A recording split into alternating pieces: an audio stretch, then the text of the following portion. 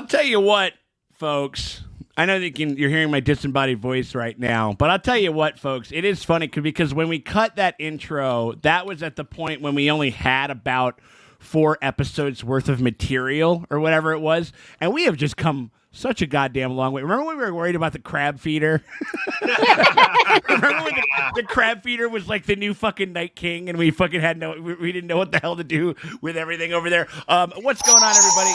It is me over there. Oh my god, we got some. Is that a dragon? That was a little bit of that was something over there. I was like, it's like we got to start looking out beyond the hills or whatever it is. What's going on, y'all? Welcome.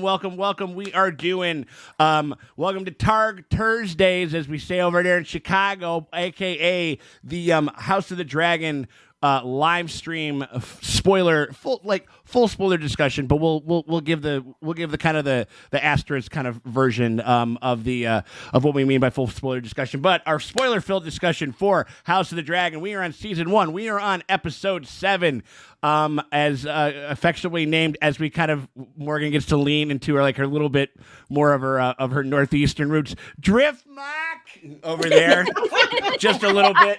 I have to pronounce Driftmark as Driftmark. It's like, hey man, let me tell you something. You ain't never fucking seen anything before like this fucking episode of Driftmark, kid. Let me tell you. But no, so we are over here. We're talking about this here episode. I mean, we're nearing the final 3 episodes of this whole thing, and it's kind of crazy. I don't know how to feel about it, but it's like I said, we've come a long way. I am joined down there, like over there, with Dustin and Morgan. The Green Dread, I like that one. Is that a new one over there? I'm just trying to switch it up every week. You know? Trying to switch it up just a tiny bit over here. How y'all doing, Traces? Doing great. Oh, excited. Excited? I'm sad because it is. We're like 3 left. I'm like, oh. I want more. Yeah, well, 3 left, and also like we don't get more show until like 2024 or some horse shit like that. Like they haven't even started filming, and like apparently it was like a 10-month shoot for this last season or whatever it was. Like it's an obscenely long shoot. So like.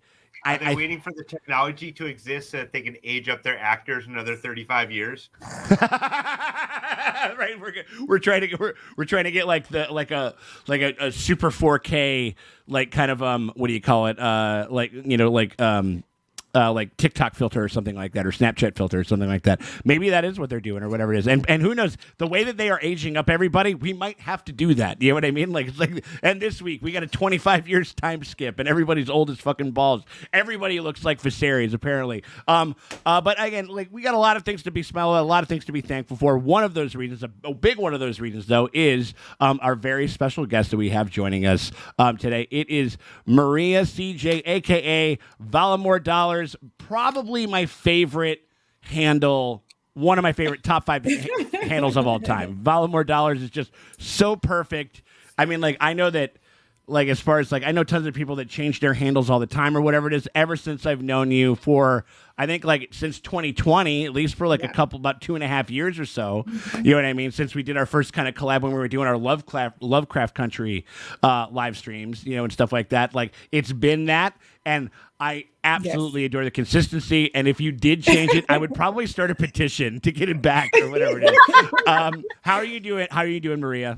I'm doing really good. I'm so excited to be here. Talk house, hot D. The hot D. We're talking about that hot D. Absolutely. I remember it was one of those things where it was kind of, I remember like there was maybe like the tiniest bit of like, are we really calling it hot D? And then George just kind of uniformly with, I think, one of his blog posts, he goes like, well, we're going to call it hot D. It's going to be good. You know what I mean? I'm like, absolutely. Of course, you fucking pervert. Official Absolutely. Twitter emoji and everything. Yeah, that's what I'm saying. So like, so it is official. And we are officially feeling great that you're joining us. We thank you very much for hanging out with us, my dear.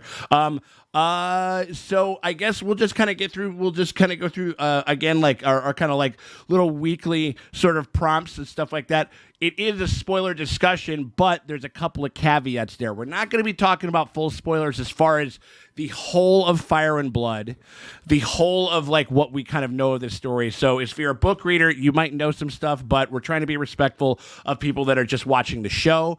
I'm among one of those and stuff like that. And so we kind of are, we can talk about like book material that is kind of up onto the timeline that we are currently at within the show, but we won't be spoiling anything that comes like kind of before. Other, obviously there's also some elements of like Fire and Blood and House of the Dragon, like, and Targaryen lore that we might talk about. You know what I mean? We've talked about like, Dream Seers and stuff like that, back in the day, and like all that kind of stuff. And then obviously fucking Game of Thrones. Like if you like we're full fucking spoilers for anything that's in Game of Thrones and shit like that. So just so you guys know, that's kind of what we mean by full spoilers, but nothing going ahead in book material and stuff like that. We already got a bunch of people just yelling Team Black, Team Green, or whatever it is.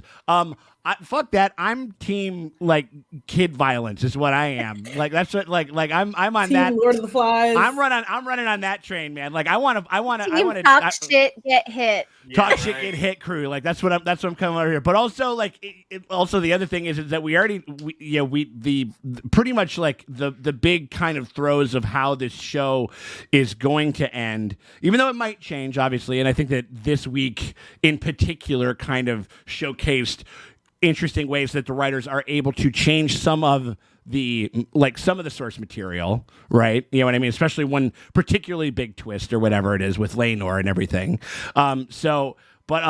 Just yelling exactly right. We got Scott Kane, aka Captain America, Team Child Abuse. Abso-goddamn-lutely. Yeah, no, also the other thing is like this story is kind of set. We know what's going to happen. So yelling like you're in a sporting event is not going to affect the outcome either way. I think fun. You have to announce your move before you do it, That's true. That's true. Right. 100%. I mean, unless you're doing it on the comments of the actual video, and that's engagement. We all like that stuff. So you guys can kind of get that poison out there. But we're going to start getting into it right now. We're talking about episode 7, directed by Kevin Lau, written by Ryan Condal, and I think like a handful of others. But they have kind of a big stable of writers like coming in this episode. But we're going to get into the general thoughts about this episode. Maria, you are our highly fortunate and highly favored guest, and so we just want to say we want to give it to you first or whatever. What were your general thoughts about this episode, and then also because it's your first time joining us, about maybe like the series at large, like how you're feeling it so far and stuff like that. So what do you got to say about this week? Cool. No pressure. No pressure. I mean, yeah, it better be fucking awesome, Maria. No, go for it. Well, I thought the funeral was really beautiful. Mm-hmm. It's definitely been, I feel like, a lot more the show is given to Lena in this funeral than they have when she's living on the show. Right. So I'm like, did any of her iterations have like more than 5 lines? Like, I'm sure that there's we could go back in and parse through, and it would be an unsurprising number. It would be something kind of shocking, like between 5 and Lena, yeah, for sure. Yeah. Like baby bad wig Lena got her weird. She got a garden walk, but she got a garden walk, which is cool. Which is like, again, like that's as far as like things that you want things that you want under your belt as a young actor. Garden walk in a Game of Thrones season, that's pretty good. No. But anyway, she got a garden walk while they were trying to talk about marrying her off to this man who could be her grandfather. Right. And like, and also, even though like probably a rarity within Thrones and within the universe as a whole, he's actually not into it, which was also kind of refreshing. You know what I mean? That's the thing, though. He's not into it, but had he done it, he could have avoided this drama. It's awful. It's awful. Really bad decisions on both sides. Damned if you literally kind of damned if you do, damned if you don't type of shit. You know what I mean? Classic Song of Ice and Fire. Of course. The right thing is also really bad. Right. Yes. So we dug the funeral. Was there anything else like that kind of like stood out to you about this one? I mean, it was really a dynamite episode. Had the most like intrigue and kind of action and character relationships forming or unforming or reforming, So it's the twist that's going to drive the action for the rest of the season. Right. Yeah, 100%. 100%. I mean, like, yeah, it was like this one was, I don't know, I guess like if I had a single word, I'm just like, this one was juicy. It was juicy and it was messy. You know what I mean? Like it was like a good, I don't know, it was like a good steak or something like that. Or you know what I mean? Like it was just like, it was really like, it was gnarly. It was definitely like a bunch of things that happened. Not that obviously, like all of the things that have led up to this point, aren't going to be affecting it in the future. But it really seemed like, I think we even said this, we might have said this in our rewatchers video, which is going to be dropping tomorrow. But we were like, this felt like the first skirmish or like the first battle of the war in a certain sense, Battle lines have definitely been drawn. People are claiming their clicks, Mm-hmm. Yeah. Already at the end of the episode and everything, we are team blacks or we're team greens, and everybody's wearing their team colors. We're getting very. We got like fresh jerseys on. They got their numbers. Exactly. I'm waiting for somebody. It's like the only thing. It's gonna be like if we figure out a way to get a Westerosi like big foam finger, you know what I mean, type thing. Like greens are number one or whatever it is. Then I know that it's gone too far. But I don't think they're actually gonna go that far with that one. No, I mean and this was some of the first times where. I think like even Rhaenyra, like when she's talking with Daemon, like right before they leave Dragonstone, they literally say like, "What are we gonna do about standing against the Greens?" And then and even Otto, like right before that or after that, he was talking about when it's like what that rogue Aemon did from winning Vega to our side. Like we're talking about sides, we're talking about teams. That was kind of and there was literally like a point where. I think it was like right after Rhaenyra's hand got cut. They're literally like standing, like facing one another. Like it was like you're waiting for like a Street Fighter like versus like thing to kind of come up or whatever it is. Like or the X-Men intro when they're all running toward each other. 100%. Oh yeah, dun, dun, dun, dun, dun, dun, dun, dun. Yeah, right. Absolutely, 100%. Yeah. So, So I mean, it was really, really juicy in that respect. What about the season as a whole? How you been feeling like the whole season up until this point? I feel like it's kind of been a bit of a slow burn, but that's also been very good because you get to know the characters, their histories, what their motivations are, how these past decisions have led to these future situations, and what's influencing those actions. So I think it's kind of important that they started out that way. But I'm really enjoying it. You really get to know who these characters are, and where they might be going. Right, 100%. Yeah, and like it's been kind of like. Especially up into this one, I think we kind of after this episode, I think we like the table, like we've set the table, and now we're gonna have like the big messy fucking meal and stuff like that of like what the story of everything that this story is gonna kind of do. Draces, how about you? What are you thinking over there? What were your general thoughts about the episode? How are you feeling about this one? I tend to totally agree that it has been everything up to this episode has been this like low broil, and it finally bubbled over. Yeah. This has been, and even that funeral scene where it was like you could kind of hear a distant storm. The sun was setting. Viserys was about to go to bed, and I think everybody knows when dad goes to bed, that's when the cousins act up. Like anybody's ever been to Thanksgiving, it's like when the grown-ups put you in the basement. That's when the nog gets out and everything. A family reunion or something. Right, 100%. That's why, like, comes out. You notice all the parents were like, "Go to bed." No, you go to bed. Just go to bed now because Viserys. Go to bed like crazy early, like the sun was still out and shit like that. Yeah, it's like, because they knew something was coming. Yeah. And but then when you put kids to bed at a holiday, they never stay in bed. No. Nope. You gotta have someone at the all door. Their cousins are over. Why would they be asleep? No, that's true. That's true. Oh yeah, like, and you also kind of have like that classic kind of like holiday thing, like where you can hear the scurrying of like around the house or whatever the fuck it was. That's kind of what was going on, except for this one ended with somebody losing an eye, and like and a bunch of and like a literal like a Goodfellas-esque like beat down, like kicking and punching type thing or whatever it is, which was my complete favorite thing. Like in the whole, absolutely. I mean, like also I also have, this is the first really big departure from the source material, which actually, when you say that, it's not even technically a departure because the source material is the Maester officially right now. The official story. Official story is Laenor died, murdered by his lover. Like that's official story. So it's kind of not really straying, but it's the first time I'm like, we got a change, and I'm so happy about it. Yeah. Yeah, I was definitely. like, how are they going to do this? And it's not even a change; it's more of like an extension. It's just giving you more an expansion of what happened. Yeah, absolutely. Yeah, and I'm not pro murdering the people that work for you, but I am pro gay rights. Yes, I was like, gosh, he wasn't doing shocking. Right. I got my like workers' rights versus gay rights, and I have to reconcile. And it's kind of hard. Again, Song of Ice and Fire. I don't know, man. The whole thing with Laenor almost had me stop watching the show because I was so they killed mad. him. Well, Like I was so upset because they had already killed his lover, who was like the first major death, and it felt like very much like bury your gays. Yeah. And now you're talking about killing him, and his sister just died, so now we're also burying our gays and our black characters. Dragon Riders are gonna die. That's Right. silly. Like I knew they couldn't do it. Body and everything was just like ooh. Yeah, it was like did they have you going, Maria? Because they kind of had me going, like until I saw him in the boat.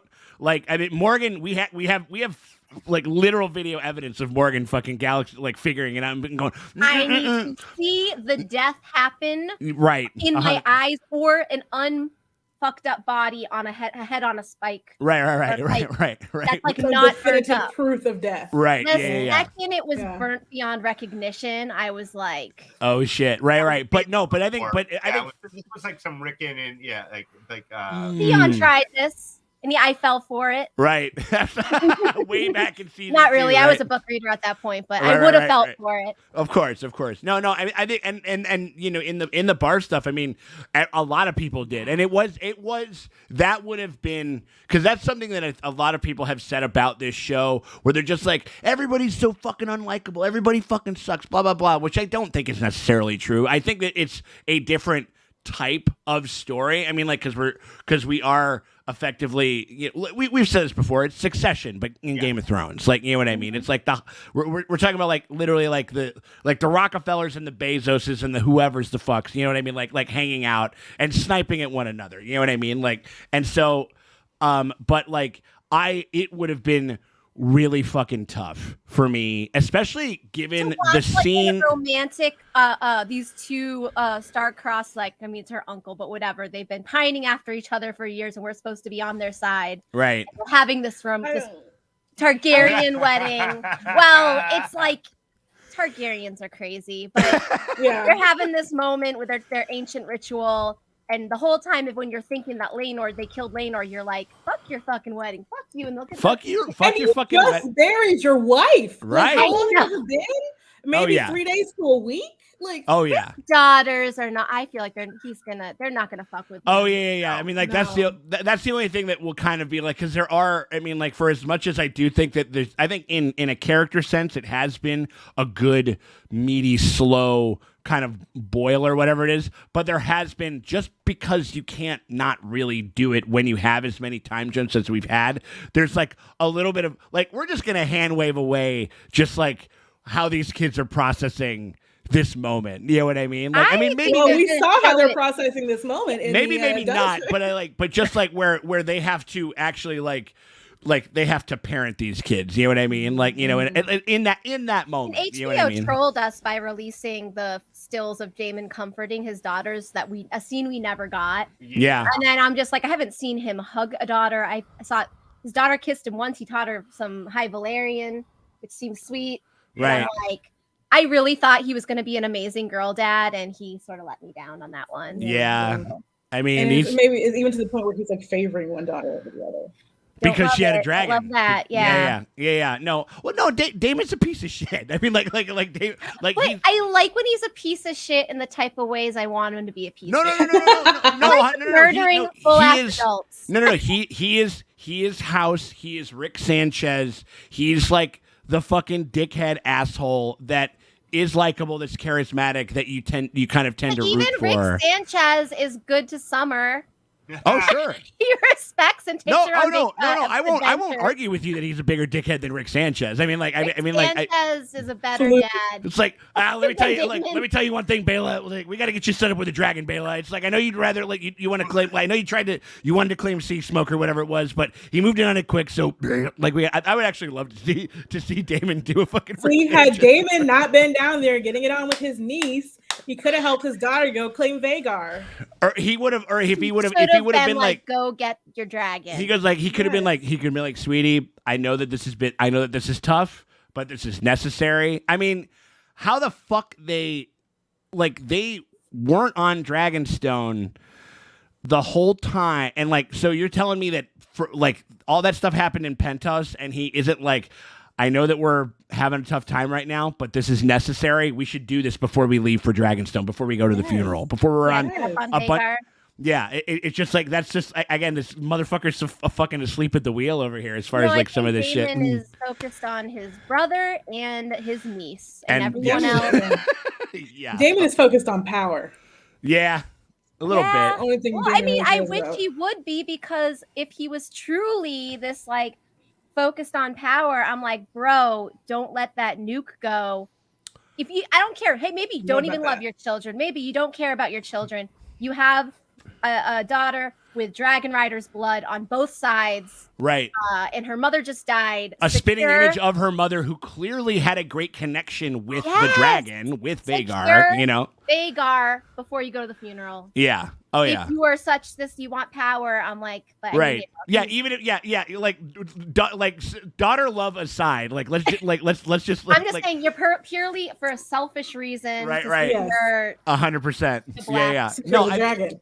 Yeah, even though we got Chelsea coming over, like Eamon claiming Vagar was my favorite scene. The music reminded me when Danny first rode the dragon. It was a very majestical scene. Like it was thrilling, genuinely thrilling. Yeah. It was, and it reminded me of Harry Potter when he got the hippogriff. There you go. Yeah, absolutely. totally. Yeah, absolutely. I think there was that. There was definitely like an element of that. Just like it was the kind of the classic, and also like kind of. Because usually, like the fun and cool and exhilarating thing about George's world is the fact that we kind of get some of these high fantasy elements, but they're injected with this cynical, real world kind of realism type thing. You know what I mean, or at least a touch of it. And this one was kind of forfeit of all of that, at least within the scene itself. Of just it was Peter Parker figuring out how to fucking web sling. You know what I mean? It was him swinging around Manhattan, going woo. Like, I mean, he was doing all of that shit. You know what I mean? Like, and it was cool, except for it gave birth to this gigantic dickhead. Like, as soon as he fucking set foot off of that thing. That was the Visenya. The Allison came out. That was the Allison that came out. Oh, yeah. The Allison. There we go. And, like, no, because all the dragons are kind of imbued with, like, their previous riders' essences. I think that was a little bit of the Visenya. He didn't quite latch on to the Lena. Actually, but Lena's pretty fierce. It's kind of like Attack on Titan, like you inherit all the memories and stuff of the previous Titan or whatever. I mean, interesting. Book theories. Wait, so the riders gain their knowledge? No, not the knowledge. Just they just say when you bond with a dragon, like it's like a spiritual bond, and so there is a theory that like all of the other dragon riders, you're kind of in your soul's in conversation. Like you're getting your soul's in conversation. It's not a thing like you can go talk to them like Black Panther. That'd be awesome. It's just more of like a ooh. We get a dragon rider Roku. What's going on? You know, or whatever. Like that'd be fucking. Even though I would be fucking totally down for that. But yeah, I think Chelsea. I think that's right. It was one of the most pure, just high fantasy moments that I think that the franchise at large has ever done. You know what I mean? Like, and stuff like that. And it was really cool. It was a really fun thing to experience. General thoughts, peak thrones, like, oh wait, well, Dustin, how about you? I'm sorry, I didn't mean to gloss over. What you got over there, babe? Oh, no, that's fine. At this point, we've gone so far beyond, I forgot what even question. True. General thoughts. Oh, general thoughts. Oh, I mean, I kind of got that already. I really love this episode. I thought the funeral scene was really, really great. The writers did an amazing job. Completely unintentional. Kevin Lau, one of like the main writers and producers on this show, also worked on Lovecraft Country, which was the last show we watched with you. Oh, incredible. Wow. Oh, that's amazing. Yeah. Shit. There's some serendipity in there. We didn't plan it that way. It just kind of worked out. But it definitely can see how can you imagine being on this show, Lovecraft Country, worked on the Nevers. Like, he just got like all the HBO shows of like the zeitgeist right now. Sure. HBO loves him, apparently. Yeah. He's killing it. So they love. I mean, that's the one thing. they like to keep kind of like their stable of like, I mean, like they covet their writers and their directors. Like if they kind of click in a certain sense, like they'll move them like, you know, it's like they'll do like a stint on, you know, I've seen people do that a bunch, like where they'll do, you know, even way back, like they did some Soprano stuff and then they moved on to Deadwood and then they went over to fucking, you know, and then they did the Leftovers and then they just kind of keep going through and shit. And it's always fun to kind of watch that sort of stuff, you know, like how they kind of express themselves within that. General thoughts. I'll keep it simple. Not enough kid naming. Not enough kid violence. We love kid violence over here on this channel. I'm only saying this just so everybody. John, if What? you require another child's eye, I know a sweet little creepy rat That's what boy I'm who saying. can Like, make it that's what I'm happen. saying. No, I'm into it. I love that. Like, I'm into it. No, especially because like, because again, like, I don't know what I don't know where like these little campfire like kind of seances happen where these fucking commenters like get together and figure out, okay, like this is the line that we're towing. We're gonna get really fucking morally righteously pissed off that people are hooting and hollering while this fight is going on. You know what I mean? Like it's just been very strange. So like I'm gonna be. It's a fantasy show. It's an actual literal fucking like fake thing. Like you know what I mean? Like and now for me, the kids fighting that hard was genuinely terrifying. Yeah. But It was wild. also a It was fantasy wild. show. Yeah, right. No, absolutely. I think it was one of those things where, again, like that's another thing that we like to say over here a lot, where it's like I can also hold two fucking thoughts in my head at the same time. I mean, like some of that ire and that kind of that poison and that horrible stuff that kind of bubbled up and was brought to bear with Eamon was because of the fact that he was picked on by a lot by his cousins, by his brother, not from those girls. Not from those girls. But what did he do is turn around and use the same joke that was used on him on them. Exactly, he got right. a little bit of power. No. Her exactly, and they don't even know what he's talking about because they weren't even there. They weren't involved. So literally, you just jumped off my mom's dragon and just called me a pig and made fun that my mom's died. Right, seriously. And you act like you're not going to throw hands? No, like anybody wouldn't want to throw hands after that. Cheering for 4-on-1. I'm like, no, because here's the thing. I believe in street justice. Sometimes when you say crazy shit about someone, you're cruising for an ass beating. Especially their mom who just passed. Yeah. Exactly. He should have taken his punch to the face like a man, been like, but I still have Vagar, so I'm gonna give her that one because maybe I was out of pocket. Right. And go take your skinny ass to bed. And I'm just like, why? He started punching everybody. He wanted to show utter domination. Yeah, I know. That's kind of what that was. I mean, like, I'm glad he got his eye taken. He's the first one who attacks, and his mother is also the first one attacks. Right? Yeah, 100%. I mean, like, and also just like, I mean, like, but also, I mean, like, it's really wild that, like, you know, that HBO, like, you commend them for realism, just for actually having like. A child actor sacrificed their own eye because that really happened. You know what I mean? That's why everybody's so up in arms. I mean, only because we knew they actually removed that. They actually took his eye out and stuff. Right? I mean, like, and that was like, yeah, absolutely. Like, you know, I mean, like, it was really Maria. That's how they're acting in our comments. They're like, you guys are cheering for child naming. I'm like, yes, because it's make believe and it's awesome. It's make believe. No. But maybe. House of the Dragon, but you had to lose an eye. Would you? I'm like, you guys wanted them to play rock, paper, scissors. Is that more compelling for your fantasy show? 100%. Yeah, absolutely. Was he supposed to fall into a doorknob and lose his eye that way? Is that what we're really?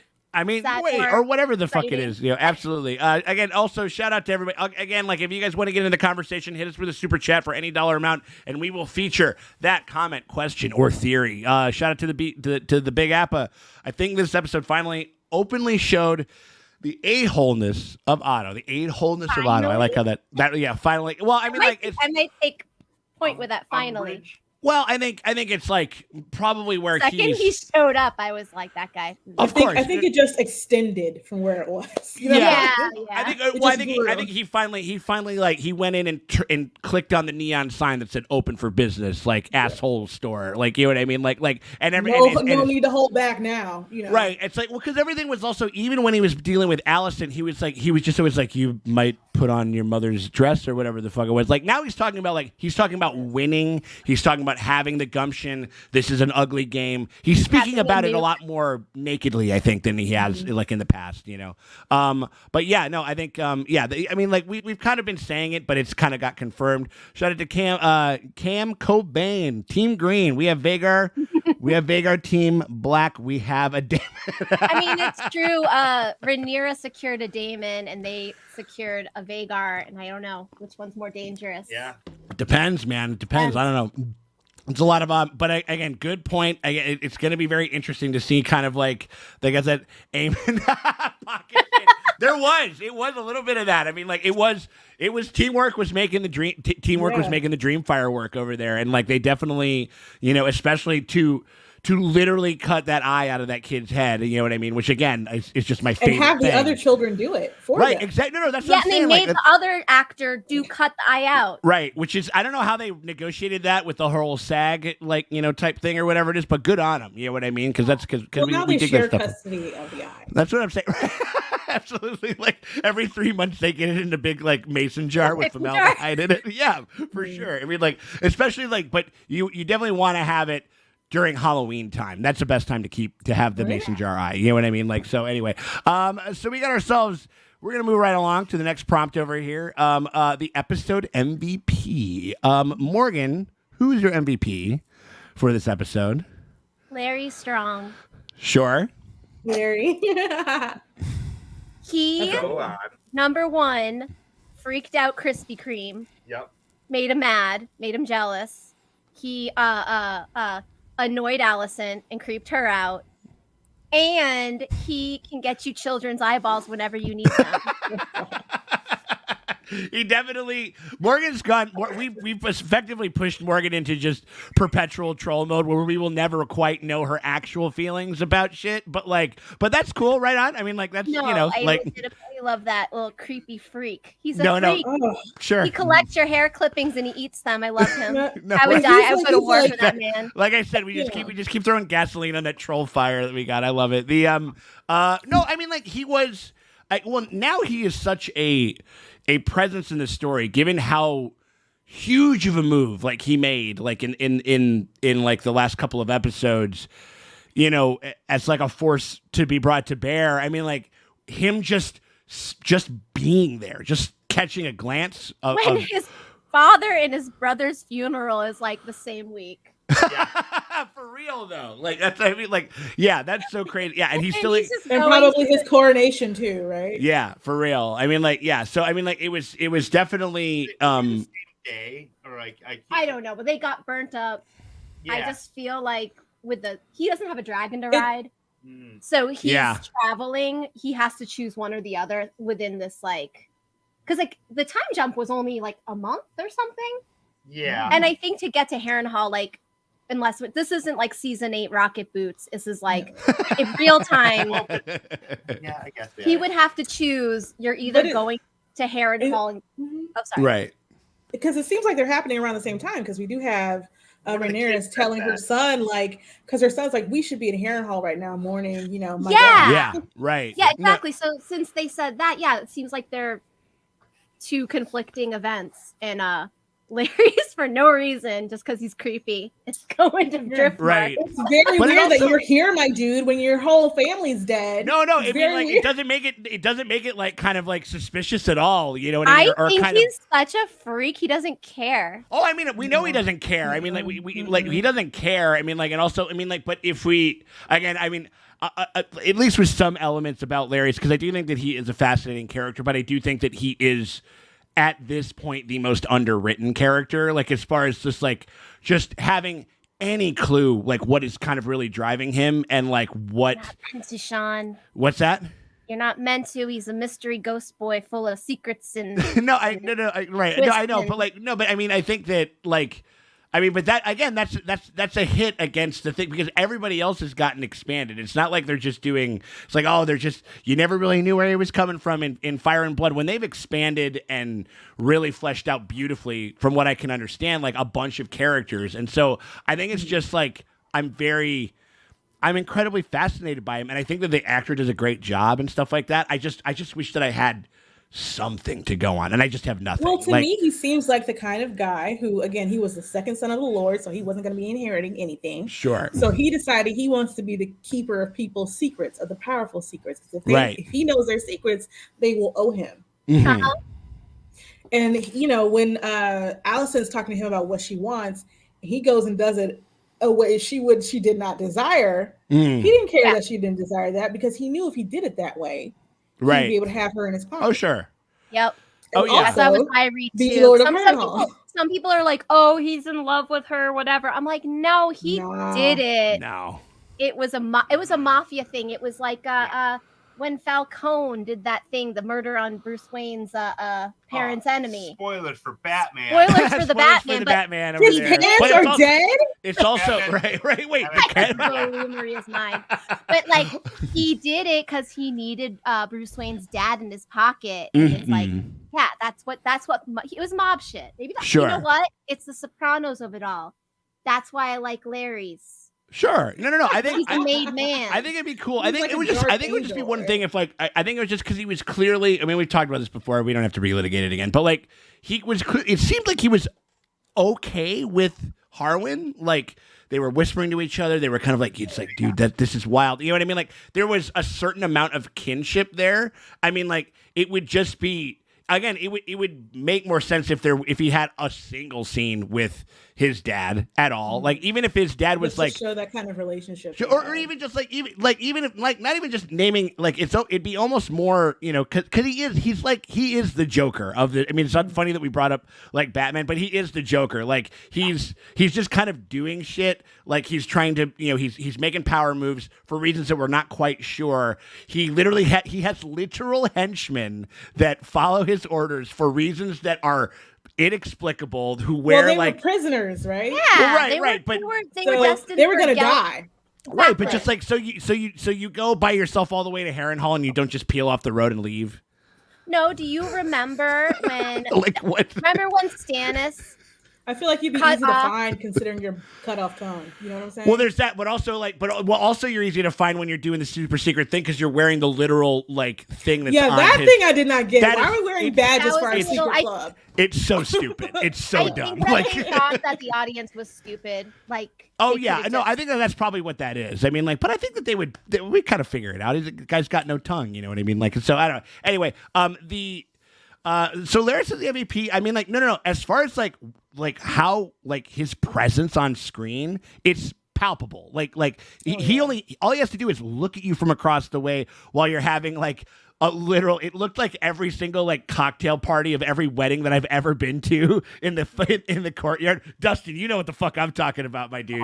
And I mean, like, and just him showing up and giving like a cursory glance, and now like. You have to talk to him like a genie. Like you have to be like, no. This is not what I wish. This is not what I desire. Wish master. He's a wish demon. Jinn, wish master. Like if you tell him what you want, you're gonna get it, not in the way that you want it. But not in the way that you want. Right, 100%. So it's like, well, Allison, if you want a child's eye, I can get it to you by tomorrow. Or whatever. It was like, she's like, who said that? You're like, nobody said this anywhere. Episode MVP, Dustin. Who do you got over there? Who's your MVP over there? I don't like it, but I'm going with old Eamon One Eye. That kid actor was fucking great. He was great. He was. Took a great villain turn. Like, and also kind of it's like a 1-2 punch because he was like. I mean, unless you had read the book and you kind of, and sometimes you can kind of imbue, certain things because you kind of know where the story's going and stuff like that. But, he was like, out of all of the Hightower kids, out of all of the Green kids, like he was the most kind of, he was like, I felt the most sorry for him and stuff like that. Or I felt the most for him because he's getting picked on and stuff like that and everything. I've read the books and I know where he goes, but as a baby, I was on his side all the way up until he hopped off that dragon and opened his mouth. And you see the thing, like even in the beginning of that funeral scene, he's talking to his brother about marrying his sister. Right. And he's like, well, I would do it because duty. Right. Same thing that his mother talks about later on. Yeah. Duty, sacrifice, whatever. Yeah. He's the one that's actually thinking about the game more than anything. Like Aegon wants to get laid. Fucking Helena is just a beautiful, pure bug girl who's just not really worried about any of that shit. And no one is listening to her. Right. Yeah. No one is listening She's to Cassandra over here. Right. Yeah, she is. And also, like, if she was the dreamer on old Valyria, they would all be dead. Because, right. I'm sorry, we've seen this happen before. When you give birth to a Targaryen baby and they start talking all mystical, you write it down. Mm-hmm. Yeah. I don't understand. Sure. Why. I'm kind of looking at Viserys more on that one because he's so obsessed with dreaming. He's the one who should know. Or yeah, he should be like, well, yeah, or at least be sussing. We still haven't really seen like any kind of. I mean, the only kind of parenting that we've seen Viserys do was him kind of getting real fiery and yelling at everybody, which was like kind of satisfying. But you ultimately know that it's got this dog has rubber teeth. Like this really isn't going anywhere because like that's kind of how he always does. Like where he's like, you guys can't do this ever again. You know what I mean? Just to sleep at the fucking wheel and shit like that. We got Gabe over there. So like Larry looks at Allison like Morgan looks at Caraxes, which is very true. Caraxes and how I look at Larry's. Right. True. 100%. Yeah. We got Junior over there. Not even in the book. I couldn't guess what was Larry's motivations and what drove him to do what he did. So he's quite fascinating to me while reading. No. Absolutely. I mean, like I think they literally say in the text like history. His motivations, it's like when the Proud Boys talk about Stephen Miller, they're like, yeah, this Jewish Nazi, yeah, we don't even get it. We're all so confused. Right. Like, it's very like, okay, guy. Yeah, right. So I think that's fitting that we don't know in the show for so far. I want to eventually get there. That's what I think. I think that's what I want. I mean, like, I think because most of the big players, I think that we know we have a lot more context as far as like what drives them and what's. I mean, like I remember, like you fucking hated Viserys, like going into episode 1, kind of because of the things that went down, but because of how the show has fleshed him out, we have like a little bit of a different read on that, and so I think that it's just an opportunity that. For a very fascinating character that they're kind of like not taking, you know what I mean? Or they haven't taken yet, is what I should say. You know what I mean? Like, yeah, so I feel like he's definitely going to be more involved because I think that they will. Have been drawn. Right. Yeah. 100%. Like once everything kind of really gets going and shit. The MVP, Maria, who's your MVP for this My for this MVP week? is Laenor. Yeah, totally. Yeah. Because he finally, I mean. I've seen people say like that, Maria, after they had to have a plot where they literally for realsy killed a guy. They Maria murdered. is pro worker death. I mean, let's call her an Amazon. I'm sure he had a pension that will go to his remaining family members. Of course. Right. They should have had a scene where he was like saying like some weird shit or like kicked a puppy in the head. Like right. So you wouldn't feel bad. Stopping the blow like a little bit or like something. A terrified guy. Right. Yeah. No real persons involved. Oh my God. Oh yeah. Nameless absolutely. man. Right. Yeah. For sure. Yeah, but I mean, I was watching another review earlier today, and they were saying, that he kind of like abandoned his family. But I'm like, I don't know if that's quite as accurate because he knows that this marriage between Rhaenyra and Daemon will actually strengthen the family's hold on power and increase the possible number of dragon riders for them. Right. And then also he gets to live the life that he would prefer to live without all the duty and judgment he was, not able to deal with. Right. And this is because like that scene between him and Rhaenyra where he's like, I really hate the gods made me that way. And she was like, I don't, Yeah. That was beautiful. Like, that was really nice. Yeah. For sure. You're a good man and everything. And but then for the whole thing to be like, well, we're gonna kill him. And right after that, I was like, no. That's what I think. That was kind of what it was. Where I was just like, I might start to buy into that whole line where just like where everybody sucks. Like truly everybody sucks because like if. Because it was posited it was preceded by this really heartwarming scene on like several fronts. Like it was like everybody kept anteing up like heartwarming shit because he was like I want to be a father to the boy, like to really be a father to these boys. Like like we've said that we were going to do this whole thing, and I just realized that like my duty to them and to you is more important. I'm going to help prepare you for ascension and all this type of stuff. He's like recommitted. Like he kind of. I think it's one of those things where. Lena's death like kind of shook him to the core. So he had one big fucking. God. That was one thing. I was like during the scene, I was like, where is he? Where is he? He's just standing in the ocean. Right. And Yeah. the only reason anybody even saw him is because his dad gets embarrassed about it. And that was another thing. And that was. Yeah, and so they changed it. So I think him and Lena, and again, they didn't flesh out Lena enough. Where they're twins in this. I think they're twins. Mm-hmm. So basically, he's just lost his like twin, and it's like literally not in the script. But I was like, when he's like weeping in the ocean, that I was like, that makes sense to me because like losing a twin is like extra. Yeah. Oh yeah, that's and next see, level. I haven't. I know a little bit about the books. I haven't read these particular sets of books. Well, I think this is a show invention. But they like in a descriptor when they were casting, they're like the twin. Oh. Like, Interesting. Yeah. It's like shout out to Scott Kane. Huge shout out to Sir Carl, to Hot Carl. Dude was born low, got a hot royal boyfriend, and escaped to the free cities with a pile of gold. As far as like back in the right horse at the right time, you know what I mean? Yeah. Like type of thing. You know what I mean? No, I mean like, and it was like. It was like that 1-2 punch, and that was like because it was so heartwarming. I was like, if they actually do it, and they're talking about it, and they're playing like this evil sounding music, like they leaned so hard into that, pulling that rug out from underneath him. And when you saw him with his haircut, it was truly exhilarating. We got Junior over here, Laenor's MVP. Finally, the gays winning in Westeros. Rhaenyra ally.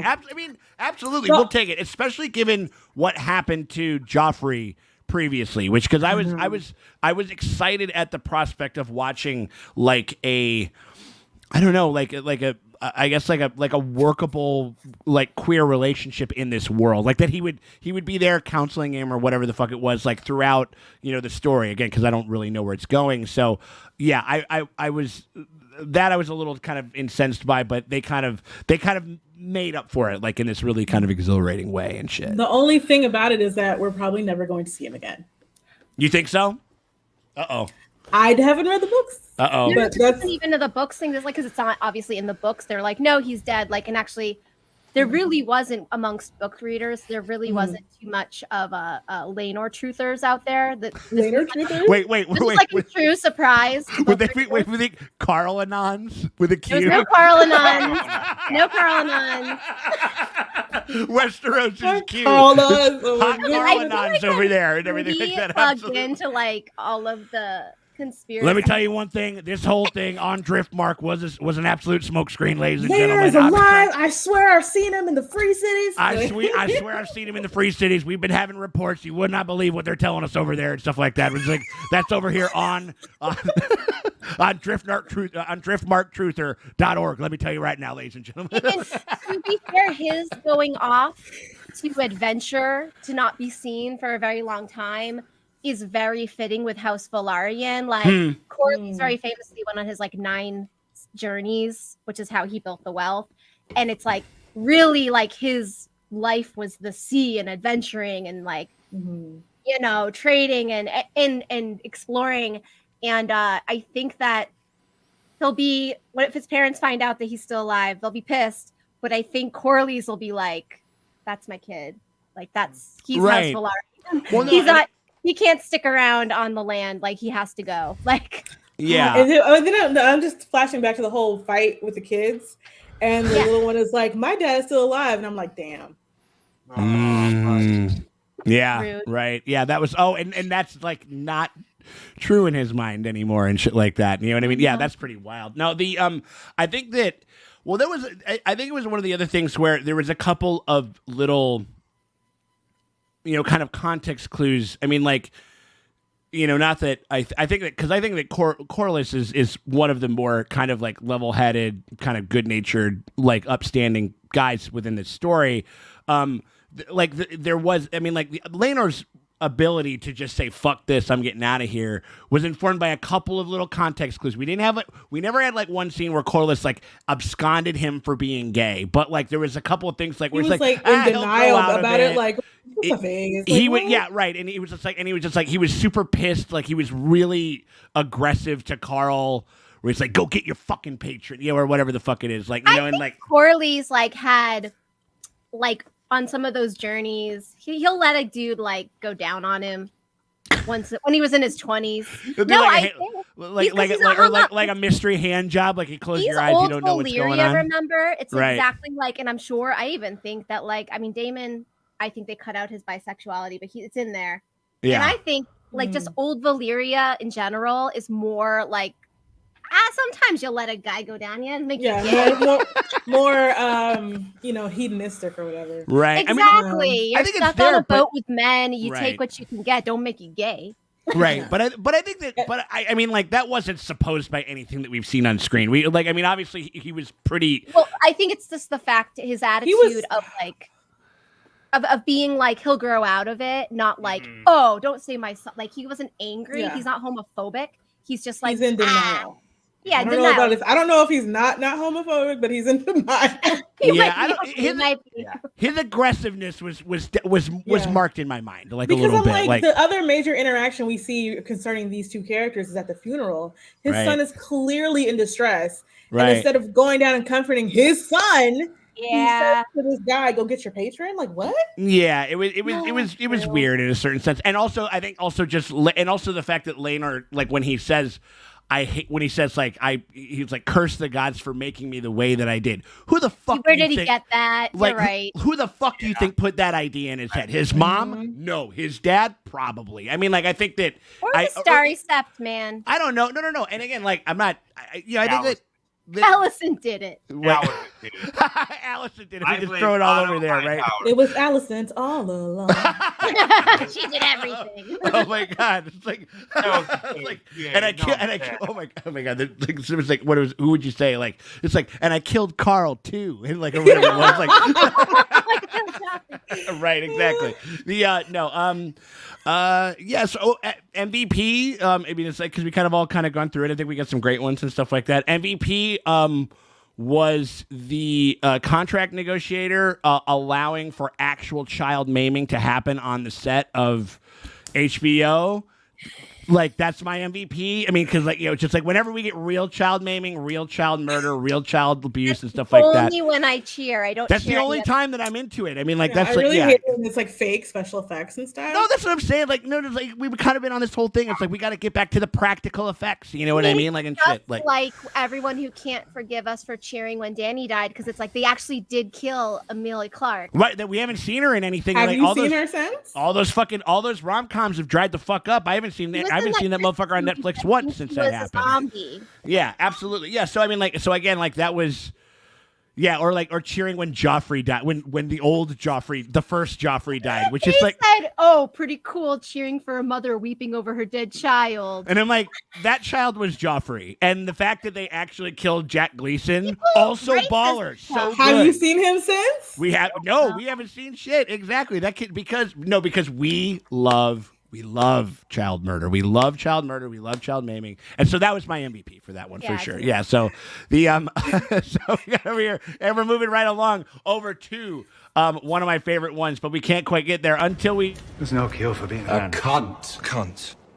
A home-blowing cunt. Cunt of cunts. You cunts! About the cunt of the week. And it can be a character, it can be a filmmaker, it can be like for the same kind of similar to the MVP of the episode. It can kind of be a bunch of different things. Maria, who would be your cunt of the week over there, my dear? Allison. Sure. Allison. Yeah. It was Allison. It was Allison all along. Yeah, right. And she took all the rest of the other weeks too. You know what I mean? Like, absolutely. Well, I mean, this week in particular. Sure. I mean, last week she was rude and nasty. Right. This week she got violent. Yeah. Like, especially with, I mean, Viserys' whole, his decaying form is like, an expression of his inability to rule and make people look up to his leadership, his inability to hold people accountable for what they're doing. Right. And so nobody really respects his rule, his leadership, whatever. She takes the knife from him to stab his daughter. Are you kidding me? And also, it just highlights almost like you could almost throw up Viserys as like the biggest cunt of the week because, in a certain sense, because he just allows this shit to go down. Mm-hmm. Like, he's you know what I mean? Allowing Alicent to have all of her people wearing green, where a king would be like, I've chosen my heir and we are all on the same team. There is no greens and blacks. you're not allowed to buy. I mean, I'm cheering the patriarchy right now, but I'm like, it's a patriarchal society, so like, let's get it done. If Morgan, like, how could you possibly cheer on the patriarchy for real? Like, Morgan just wants him to be an actual good leader. That's what I'm saying. Where it's like, I'm sorry, like, yes, I'm proud of Alicent for like, I love a problematic woman. I support women's wrongs as well as their rights. But like, yeah, Viserys, you are literally the king in a patriarchal society that they only respect men. You can literally tell her, cut it out with the green shit. Rhaenyra, you're gonna go make a speech on the square and tell everyone that how Rhaenyra is the heir. Done and done. And we're all gonna take a nap. Right. You see, I do like the way that he supports Rhaenyra all the way, even when other people don't, because he's like, she's gonna be the heir. Yeah. I don't want any more. She's gonna be the heir. I'm gonna back her on everything. Right. Rhaenyra is also problematic, but I like her better because she's not out here trying to bully people. Because was it last episode? Alicent was like, "Oh well, you know, she's gonna be queen, and then her sons, my son's lives will be in danger because her sons are gonna kill you, whatever." Like, right. What? Even though she tried to effectively, and he's crazy. Oh, I mean, like, even though she effectively gave her an out to nullify that, because like she's like, let's marry the kids. Like, do you think that I'm gonna fucking do that if we get the kids hitched? Are you? And that's when Alicent literally like you could not get any more black and white insofar as just like how. To see an out of this whole conflict, and she just said no. I mean, like, Alicent is what you get when you swallow the patriarchy whole and believe in it.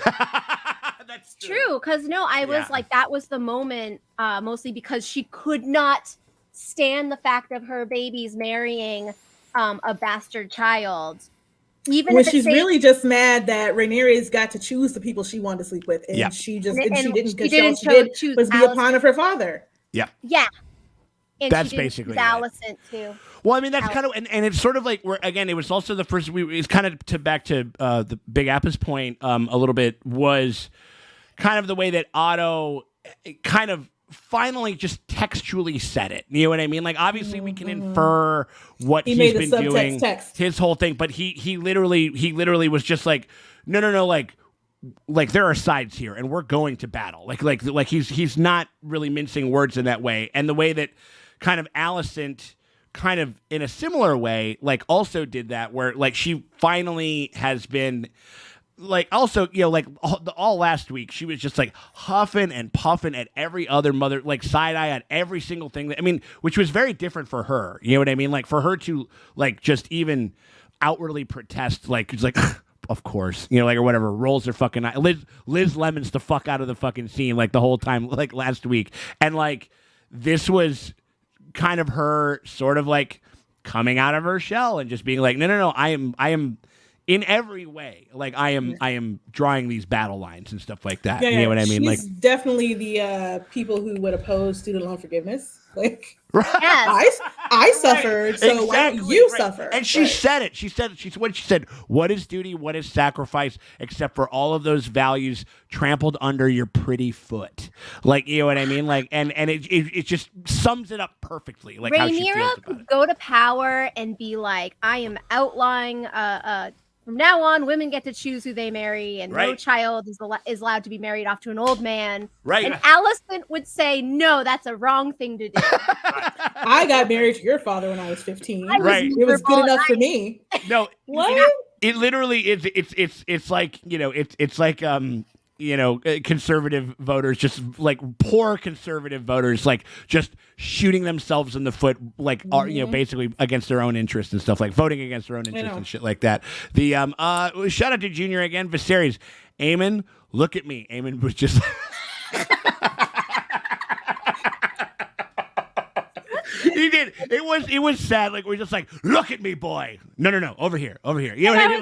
Like, he just lost his depth perception. You gotta like. That's what it takes some time to catch up. That's what I'm saying. Yeah, it's like, oh my, yeah, it's like he's not going to be able to go to any 3D movies anymore, which might be a blessing in disguise, honestly. But like, yeah, that was pretty funny. Shout out to Lefrenic. Viserys could abdicate for Rhaenyra instead of waiting to die. That would be so smart. Yeah, there's a couple of and he could oversee it, and make sure that the fucking train stays on the tracks a little bit and stuff like that. You know, like it was there's a lot of ways out of this that I think that just like I think that obviously hindsight's 2020. He just like he just wants to be like insensitive, Sean. What's that? Hindsight's 2020. Oh yeah, insensitive to that child who got his eyeball cut out.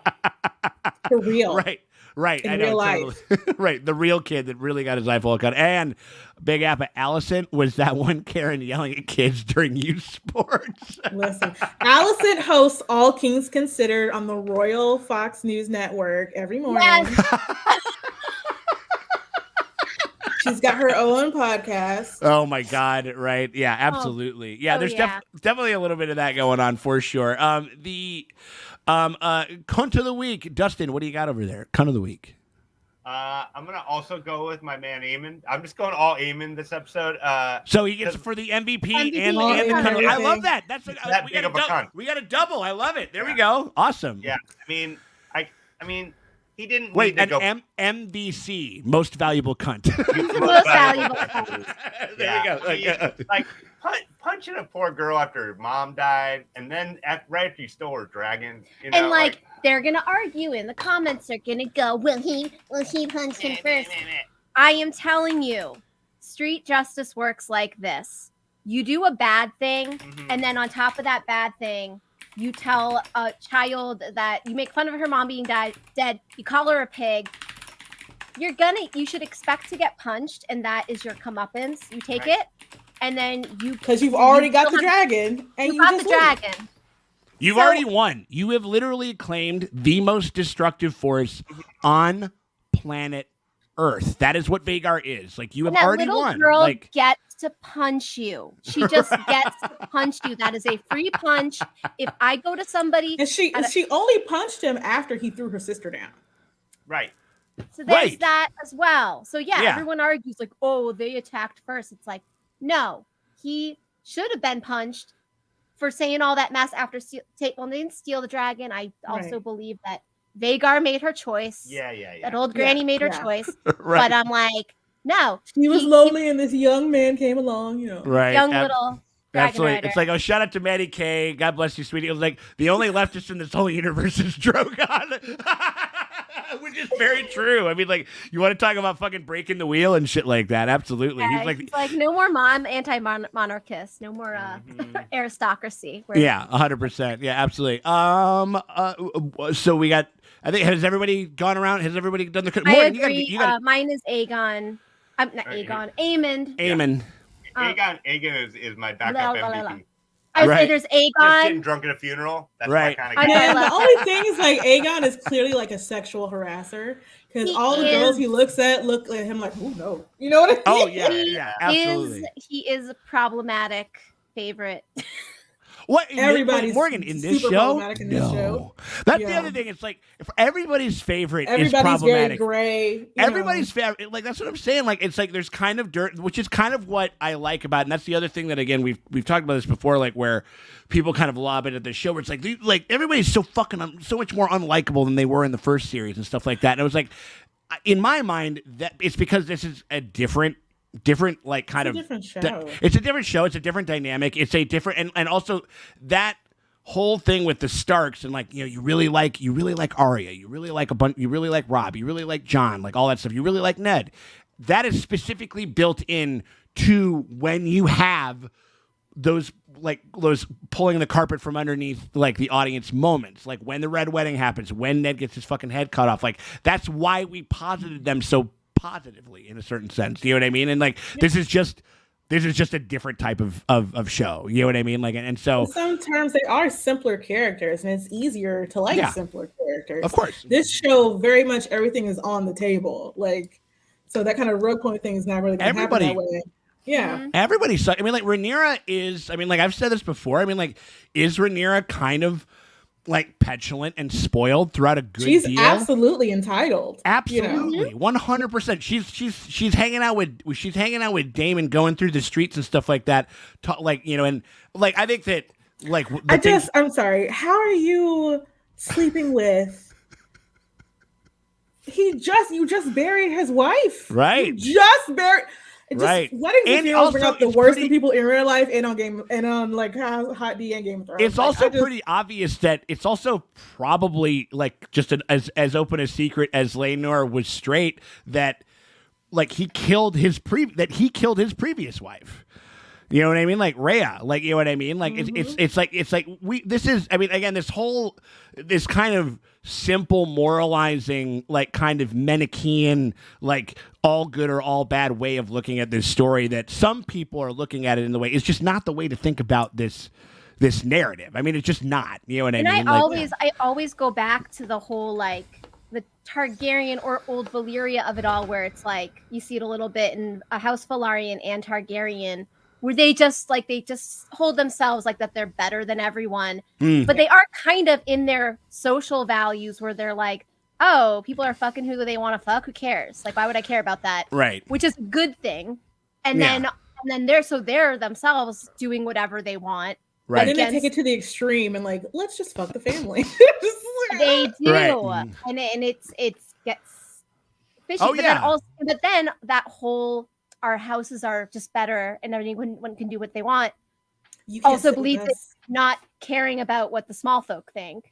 Oh, I mean, like Valeria was like an absolute like slave state bacchanal, like the worst thing. Like, you know what I mean? Like it's about as cruel of a society. It's what kind of people incur that.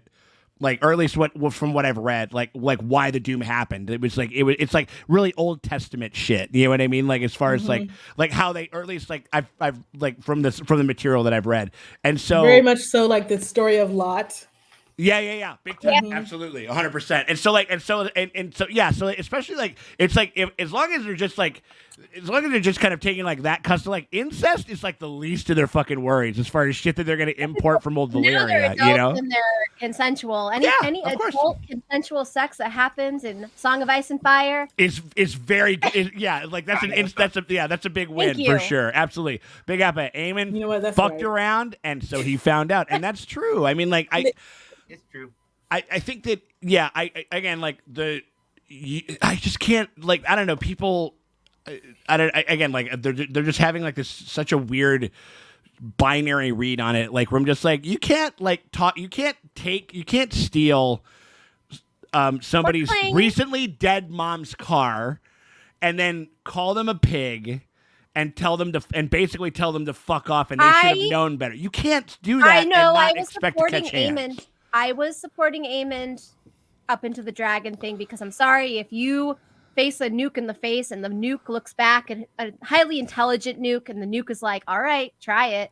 Oh, he Chris Pined fucking like Jurassic Park that motherfucker all day. That's like, you know what I mean? I'm like, I was with him. I'm like, okay, you did it. I can't really argue because Vhagar is her own woman, and if we are, against patriarchy, we're for women doing what they want to do. Right. And Vhagar made her choice. We might hate it. Yeah. But again, support women's wrongs. But no, I mean, he's the one who took the opportunity to go get that dragon. And Daemon, so yes, of course, that dragon's was rightfully his, but he didn't have to be a dick about it. Right, exactly, 100%. Right where he lost to me, Maria. That's right where he lost me, when he's like, you got the dragon, and then you're also gonna add insult to injury. You don't need to. Right. Yeah. Dragon. Okay, and also the other thing that everybody is kind of sitting there just kind of like hemming and hawing and pearl clutching, like, and all this stuff about, like, you guys are cheering incest or whatever, when it's like we've basically accepted step sibling sex as like acceptable, like within. I mean, well, no, I mean I haven't, but I mean Maria, if you look at the numbers, like if you look at the now it's like this kink. Now it's like a kink. It's like a kink of mine to find step sibling porn. Like that's like, whew, wow. Like you found the really so rare funny stuff. To me. I was like, you couldn't leave your own house to find someone to have sex with. You couldn't leave the house. It's a pandemic, Maria. It's a pandemic. Between the pandemic and Game of Thrones content, it's just they're just bringing it to the mainstream more than anything. Like my my cunt of the week was Follow. Yeah. Oh, nice. Oh, God. R.I.P. to a real one. Anyone in this? My whole thing, my cut of the week. It's a bit of a broad brush. It's probably the biggest one that I've ever painted with. But it's like anyone that didn't punch or maim a child in this episode was it just a cunt on wheels? Just absolute piece of dog shit. You know what I mean? Like, I mean, that's why it's like. I mean, Rhaenyra was busy getting her black bone out, so she couldn't So, be of course, there. yeah, absolutely. And Larry's he gets halfway points, and that's why he's on my good list. He would do it. He was ready to go, and so I'm like, fucking right on, like A plus, brother. Like, so, like, yeah, I don't know. It was like the fact that we couldn't have all scenes of actual children getting actually maimed and killed and murdered and stuff like that. Film. That's what I'm saying. I mean, it's a mark against it. I understand that it's difficult or whatever it is, but they're building up to it. Like, I think they'll get there. Like, maybe like season 3 or something like that. Rhaenyra got her backbone out because of like good sex. It's because that was like uncomfortable sex. Like for everybody, for sandy butthole sex, every dude. one of them, it was uncomfortable. I can't believe that was on so like seems in so a wrecked unpleasant. ship or something. Yeah, I'm like, that couldn't have been on purpose. I think Miguel Sapochnik thought he was doing something. And Well, I mean, sex on the beach is always supposed to be like this really kind of cute, romantic looking thing. But like when you think about it in reality, like no. Well, it's like the same thing as the drink. It's like it just gives you heartburn, and it's like and it costs a lot and a headache the next day. You know what I mean? Like as far as like dropped a kid off. Right? Yeah. Right. I mean, like he's in the sand with her probably loosey goosey down there. Yeah. Like probably ripped. Probably ripped. Right. Yeah. Like I don't know. Like oh god. I don't want to think about it. You know that they have really competent maesters. Oh no. Well, no, she had. Well, midwife. now they do. Oh, yeah. So I think the Now midwife they do. would give her good aftercare, but I was Got just it. kind of like, you have You think to Damon's like. doing aftercare? No, the midwife from. Oh, the midwife. Okay, yeah. Because Right, remember when right. she was giving birth, she didn't have a single man in that room, and I was like, yeah. It was that's all like- it was all midwives and shit like that. And she's the one, and she's the only woman who's actually walked out of an on-screen like birthing alive. in this show. You know what I mean? Like, and Rhaenyra is definitely like listening to her midwife until she gets to the island, and the midwife was like, "You can't have sex for like 4 weeks," and she's like, "But my uncle." well, it's possibly been a month.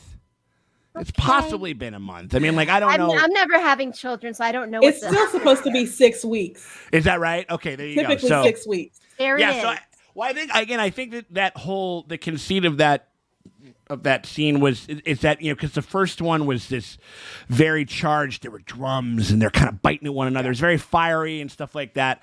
And this one was like very stripped down, very simple. It was only like kind of the sound of the waves, kind of boring and kind of milquetoast in a certain sense. And like, I felt like it should have been like soft jazz. well, I think it was supposed to be kind of romantic in a way, but it just didn't connect. And also, one other kind of thing that I think I read is that like some of that exterior stuff, specifically that stuff on the beach, was some of the first things that any of them had shot before, and maybe they hadn't quite. They were like, I'm sure they had time to.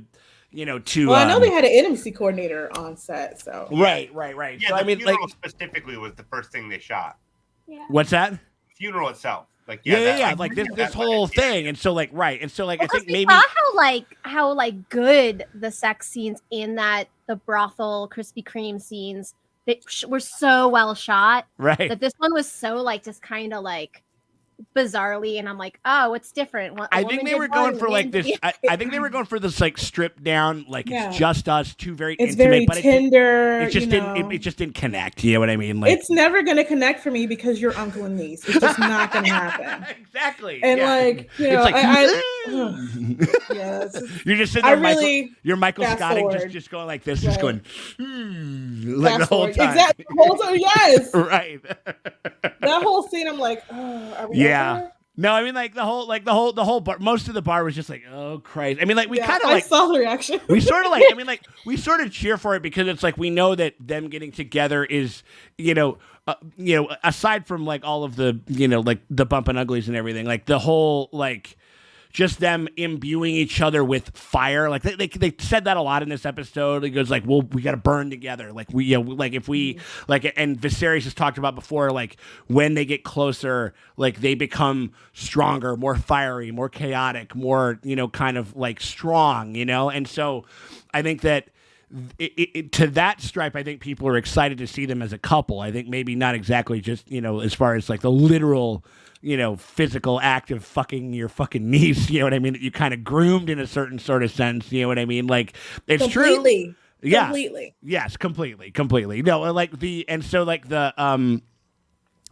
like it's a complicated kind of thing, you know what I mean? Like, and so, and as far as like, but just like Targaryen through and through. I mean, like that's just how these motherfuckers. That's how these motherfuckers do it. You know what I mean? Because we're gonna have married brothers and sisters in the show. Yeah. Oh yeah, absolutely, 100%. Yeah, for sure. And so like the I just always find myself wondering, why did he write it like this? Did it have to be consent or incest? Can we? Right. I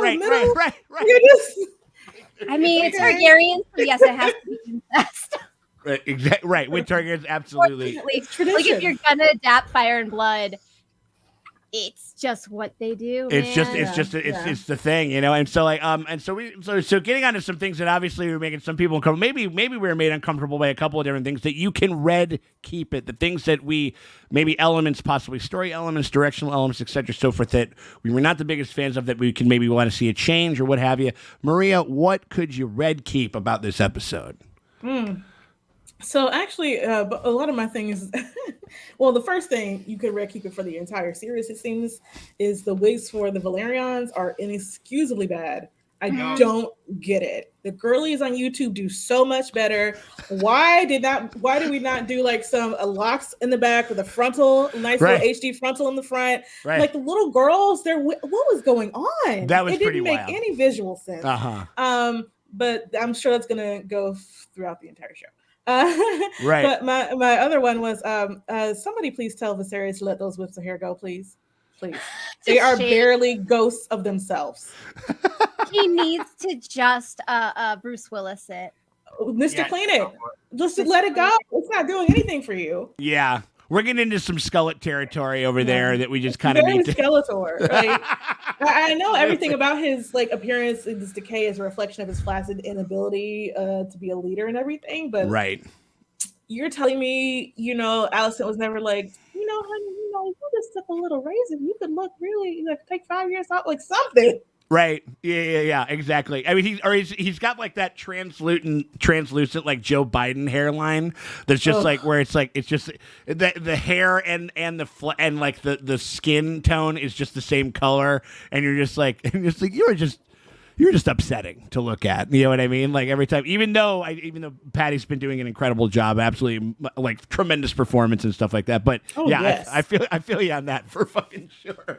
There is a thing where both House Velaryon and Targaryen, because of this whole thing of old Valyria, if you're born with that white hair, you're like just your whole personality is that. So you don't let it go. You're like Samson with it.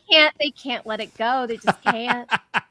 They're like, look, I was born with white hair of an old Valyria. Isn't this exciting? Even though it's like 3 strands. Or it's kind of like some of like those old rockers that play it like I don't know, like the farmers market like every third Sunday or whatever it is throughout the summer or whatever, like the bass player just still kind of rocking like the ponytail or whatever. Viserys should do the Bret Michaels, where he just wore a bandana and a hat across the forever, and then he just like wrote out those like bandana under his crown, right? Casterly Rock of Love. Yes, Casterly Rock of Love, indeed. Except for wrong house or whatever it is. Maybe Jason Lannister can kind of get that going over there. Daemon did have personal growth over the time jump. He did learn to finish. Wow. Oh shit! Like that's true. That's very true. I didn't even think about it in that way. No, he finished twice that we know of. That's true. That's actually true. But with Rhaenyra. Right. Yeah. Okay, of with course. Rhaenyra. Yeah. Right. With Rhaenyra, I mean, fucking, Lena made a fucking man out of him, man. She just like, no. Like, three times, you know what I mean? Like, Lena was like, my babies are gonna be dragon riders, so I don't know what you need to do. We're getting Dragon Riders. So. Right, it's like yes, we have those guys here in Nashville. Oh yeah, if there's session musicians like over like 60, like it's like looks like Skullet's back on the menu, boys. Like it's basically what's going on with that. The you can red keep it. What do you guys got over there, Draces? What are you guys thinking? What can you red keep about this episode? Yeah, that sex scene for me. I can see that. That was the main we talked thing. about it. Yeah, it was just like. Ugh. And when I'm like looking online and I'm seeing how people are watching the show, their screens do, and other people who are not watching it live, they're streaming it. Mm-hmm. It did look so dark. We were watching it live, and I think our settings were just better. Like it did. Settings are just better. No. You want to know what it is, Morgan? I think it is specifically like a combination of probably some TV settings, but also the fact that there's a tremendous amount of different types of compression that happen with streaming specifically, and most people, maybe not most people, but a really large chunk of people are they're doing HBO Max, or they're fucking doing it on their laptop or what have you. Yeah, right, 100%. So like, which is why I'm like, if it doesn't look good on the streaming, then you didn't do a good job. You gotta be mindful of that at this point. Yeah, like you have to, right. Just because there is a way to make it look fine, the fact that we have to I think that they need to accept the fact, they need to see it on someone to watch the show on their phone before they put it out. right. Something. The two TVs, and there's one that's a little bit older.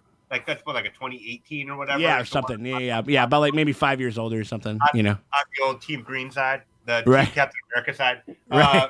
That TV is a little bit older, but like they didn't complain about it. So like it's not that you need the newest TV to watch it. I think something for sure about like. I think it was literally because the TV I have, I literally just bought during July, right? Right. Right. So did yours look bad too? It was so dark. Right. So yeah, that should tell them they need to watch the show on the shittiest settings they can find and make sure they can see everything, and then go from there. Well, I think it's sort of like this whole thing where they kind of want, again, they want to approximate like how shit really looks at nighttime, and I think that I'm like, listen, y'all. I mean, we're in the spoopy season. It's fucking Halloween, so I've been watching like a lot of old school, like 70s and 80s like slashers and stuff like that. Just get a big fucking fill light and put it on the beach. Like I don't need to be sold on how realistic the fucking the night scenes look. Like just give me a little bit of contrast. So like, who did it's so flat. Lighting was that. Nope, the movie. Did you see their lighting? I thought Nope looked like shit. I thought Nope looked terrible. Oh yeah. Really? And on my streaming service, so maybe it's the same thing. Okay, in the theater it looked really good. Yeah, okay, that's what I'm saying. Colin. Yeah, but I saw their lighting setup where they had this gigantic thing light that was above it was at night, and I was like, in the theater it looked good, so I was like, that's why it looked so good. But I think it's a fidelity thing, and I think that it's because they're just not bringing enough like highlights and contrast to those scenes, because like both of those scenes read pretty flat. Like you can tell them out, but like I remember it was just very like the difference between like the mid and the highs and the low and like the dark tones was so slight. You know what I mean? Like it's just get like barely there. We just need like kind of one like hot kind of like key light like to give us a little bit of definition. It'll help out a lot, I think. You know what I mean? But I don't know. It's just like I think somebody just said like. Who was it? Gabe. It's like it's also the second time this IP has been criticized for the same thing. They sort of just decided that we'd all get over it, and it was their style choice. And I mean, like I've seen that this is sort of like how people like to do like these kinds of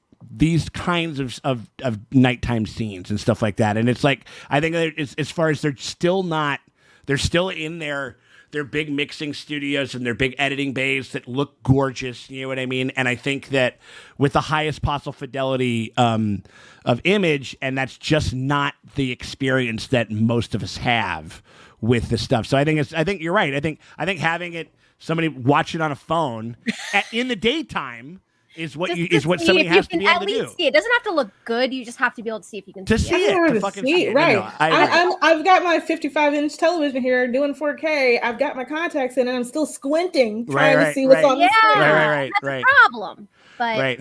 you know what? They're lucky though, because they had really good writing this episode. Yeah, So. so we're getting right.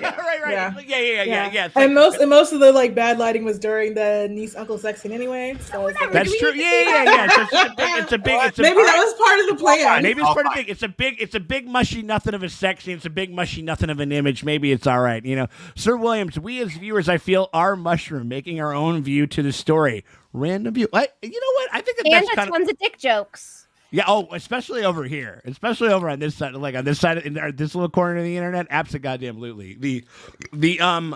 Okay. Like, as far as like Red keeping it and stuff like that, you know, for me personally, I thought about it a lot, you know, from like a production perspective and stuff like that. And I know that it's really hard for people to be able to kind of do these things, and a lot of these choices are not made lightly.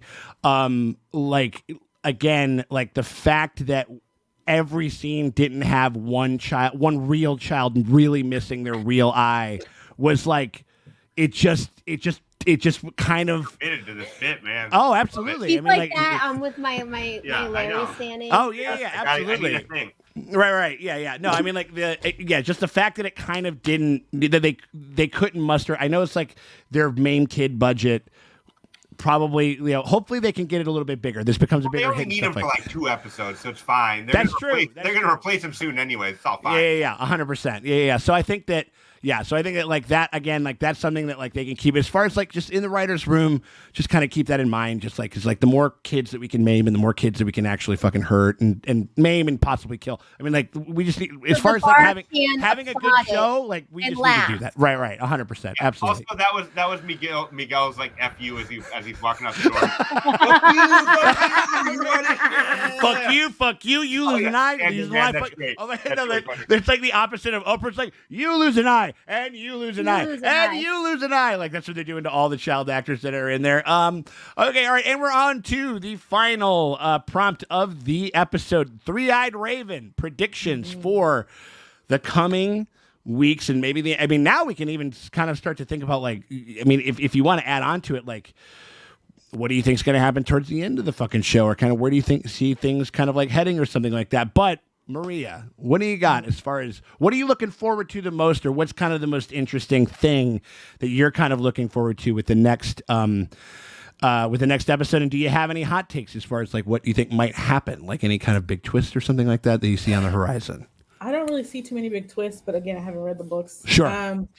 But I mean, the minute that I heard that they were going to go back to Dragonstone, Daemon and Rhaenyra, I was like, big mistake. Don't do that. Because your father just supported you in everything, and now you're gonna leave him over here with the family who tried to cut you and kill you, and kill the kids and everything. Don't leave him there with them. Yeah. Mm-hmm. There's and also because again, like watching just Alicent, even like when she would like kind of dress. He goes like, no, I don't want the blanket. No, you get the blanket. You get the warm milk or whatever it is. I mean, there's a doting kind of omnipresence that Alicent kind of has around Viserys, and that's only going to intensify after this. Obviously, yeah. You know what I mean. Like, and I have to believe that she's doing that. Like, she's freaked the fuck out because it's an open secret that maybe those aren't Laenor's kids. And I think she's just freaked out that her kids are gonna get, because she's not the ruler yet. She's the named heir, but she doesn't have as much power. Like, as we saw when Alicent married the king, while he lives, Alicent has the power. And I think she's just freaked out by Alicent at this point. Yeah. But probably Alicent if they stayed, Alicent wouldn't have that much power. Because they would still be able to, because the way he supports Rhaenyra all the time, if they were all aligned and together, Alicent's not going to have that much power. But now it's going to turn to this thing, like Viserys is sick and he can't come out, so I'll go to the council today. Right. They're gonna Weekend at Bernie's him. He's like half dead, and there's have him like on the thing. Hi. They just wheel his ass out or whatever it is. Oh my god! What if he just dies this next episode, and they just put like a little like sunglasses on him, and just have him in a wheelchair, and then then they give him like an actual fake arm, and they make it they actually marionette him or whatever. It's like, oh no, wait! It's supposed to be on the other arm because it's not, like it's supposed to be the other one. Like he only has one, right? I know that's what I'm Weekend saying. at Viserys. Weekend at Viserys, man. Oh my god, absolutely. Weekend at Viserys. Wow. Oh my god, I would love it. Grandma. Yeah, right. No. I think that's well said. I think that I know that she was like, we need to go back to Dragonstone. We should have left years ago. I think that it kind of like you essentially leave all of the vultures just to basically like just do everything that they can to undermine you. Whereas like, I guess like, is it the prospect of the fact that they know that people are not cool with the fact that she's marrying Daemon? Is that why they need to be apart from court and stuff like that? I mean, like, I don't know, but if you're gonna be the heir, you gotta stay there and fight for it. Or it would just seem like it's like you would think that just having the way that Daemon would see it was like who gives? He's even said it like, who gives a fuck what somebody thinks? Like, we do what we want. We're Targaryens. We like, it doesn't like, whatever we say is the law, right? And to project that, if you're going to project that type of power, you need to get people to fucking get used to that shit. And they're actually going to get used to it if you do it in court, not like hold up in like your weird castle or whatever it is. But maybe not. I don't know. Point, last time they tried to get married, Viserys went nuts, and if he's mad at them both, right, he might run to Alicent. But Dragonstone has dragons and wild dragons. Mm-hmm. And I'm wondering if they're thinking like, once Viserys finds out we secretly married, he's going to be very angry at us, and it's going to be like a whole thing. But it only lasts like 20 minutes, and then I'll take a nap, and then it'll be fine. Right? Because he's been angry at them before, but he gets angry at them in private. Yeah. And, right? For the most part. Fair. And, right. like, if anybody comes at him about the things he's angry about in regards to them, right, he's like, no, I support them. You know, whatever. Sure. Yeah, I don't know. No, I think that's a you're fair right, point, though, because Morgan. Damon does get like kicked out of court, and he just waltzes back. He just walks back in, like it's fine. No, that's what I'm saying. Like, it kind of. I mean, like his wife attempted to slash the face of the heir, one of the heirs to the Iron Throne, and literally cut like the arm and hand and possibly wrist open of the heir apparent, and nothing happens. Also his daughter. And his daughter, like his actual daughter. Right. I mean, like, nothing happens. He has Helena's his daughter, too. Even you could probably chop her head off. He wouldn't care. Yeah, that's what I'm saying. He's like, what was her name again? I don't know. Like, what was her name? We don't. All of his other children, he could give an F. Like, he just does not. It's all that Rhaenyra. Yeah. I couldn't give a shit. He's like, your son's been made. He's like, wait, he's my son? Right. That one? Which one is that one called again? Wait, at this point. The sex criminal, or right. The other? Yeah. You mean the sex? You mean the sex pest who keeps shooting it out of the side window like every other week or whatever it was? Like the I think that it's hard to say. I mean, like, and also just because the show, it's almost like the show, like some of these time jumps are kind of. This shows it's almost in a way that they're sort of honoring Fire and Blood a little in a certain sense, because Fire and Blood is so broad. You know what I mean? Like, it's kind of their way of being able to honor that, where they just kind of they shoot forward, because like, how far are we going ahead for this next episode? Do we know? Is it 5 years, 10 years? Do we know exactly what it is? Because I don't think there's going to be a big time jump. Oh, no. Aemon, I mean, like Aemon looks 45 years old. No, I think this is the. You're right. What am I thinking? You know what I mean? Like he looked the final time jump. I think this is the final. That's one. what it is. Yeah. Right. And then we're gonna calm down, which I'm very excited about. I am too. I mean, like, but I am like, but I guess it's got to be probably between 4 and 8 years or something like that. I mean, I don't know. It could be 4. It could be 45. I mean, Aemon looks hilariously old, like with those fucking weird cheekbones. Yeah. Ichabod Crane looking motherfucker over there. He's got like some hollow eyes going on. Yeah, big time. Absolutely, for sure. Him. Yeah, they put enough concealer on there, like brighten it up. Right, absolutely.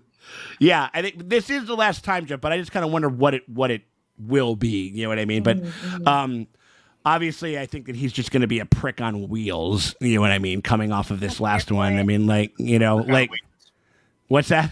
Prick on wings. Prick on wings. Yeah, well, yeah, absolutely, right. She's a hoary old bitch. He's a hoary old young kid. Right, for sure. Tracy, what do you got over there? What are you guys looking forward to for next episode?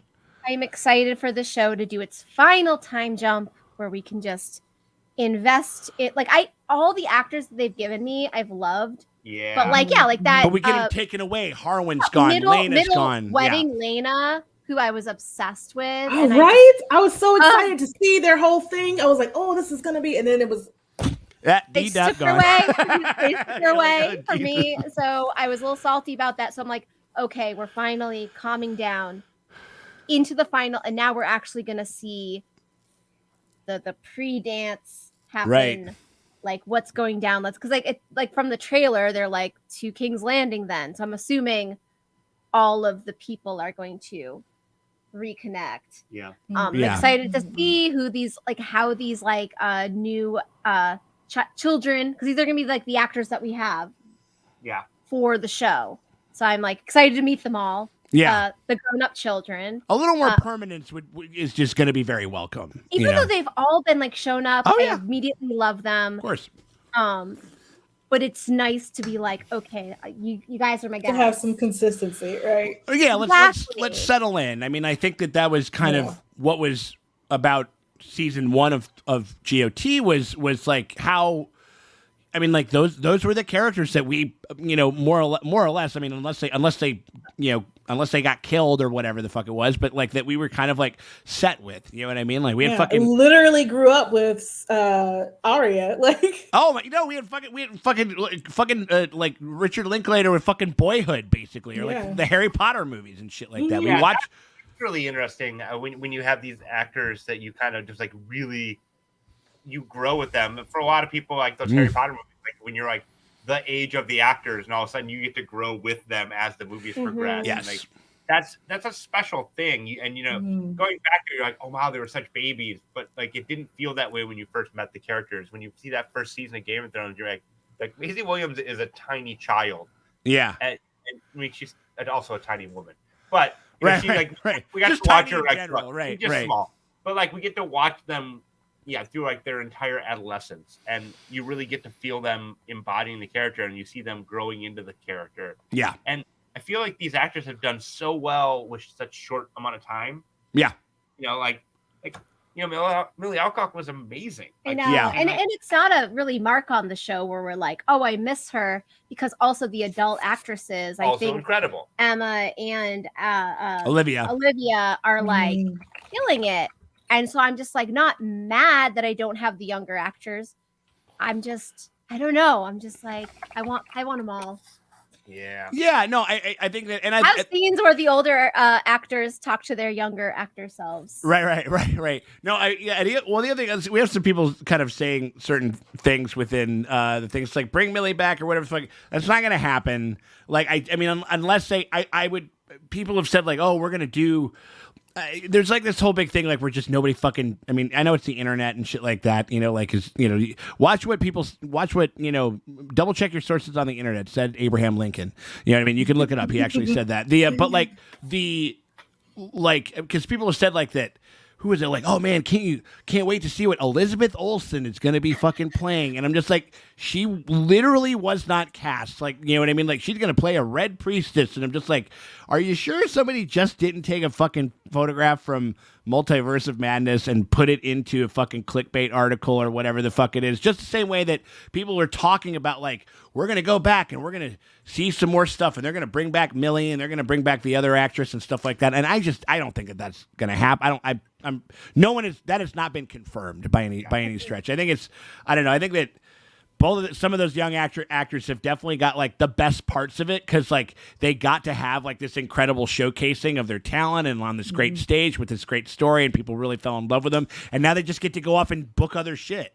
Whereas like Kit Harington was just sitting on his hands, like, I can't cut my hair, I can't fucking do fucking dick all, because you know what I mean. Like I can maybe do an Andy Samberg fucking like kind of like comedy or whatever the fuck it was. Yeah, right, exactly. Yeah, he wanted it and he couldn't have it. You know what I mean? Like, for sure. And so I think that they got a great. It's like, oh, we got Marcus. Elizabeth Olsen's correct. His left foot. Who knows, man? But yeah. So I'll double check your sources, because we also get inundated with a bunch of that stuff over there. But yeah. So what about any other predictions over there? Does anybody else got any other ones? Yeah, I don't really have any like super strong predictions. I just think that like we're definitely gonna see the fallout when Viserys gets sick, either sick and or dies, and the High Towers get that power vacuum. Yeah. He's just gonna be like a foot. He's not even gonna be a guy. He's gonna be like a foot with a crown and like a couple of fucking strands of hair. Seriously, I'm gonna say it's gonna be weekend at it's weekend at Viserys. Like they're like wheeling him out. He's like, was it Best in Show? When that lady was married to that old man. He's just like, we both love soup. Yeah, that's Allison. There was like, it's like, he's like, well, we could talk to each other or not talk to each other.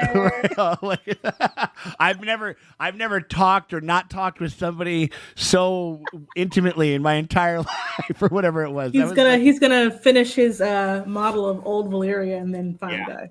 Right, or then like, oh, it's like, because I'm waiting for them to pull like a Scarface type thing, like where he literally like he has like a heart attack and literally falls into it and shatters it all, or something like that. You know what I mean? Yeah. Which would be incredible. Yeah. But like, yeah, it's gonna be, I don't know. I mean, like, yeah, it's gonna be wild, like, to see what the appendage situation is, what the how many.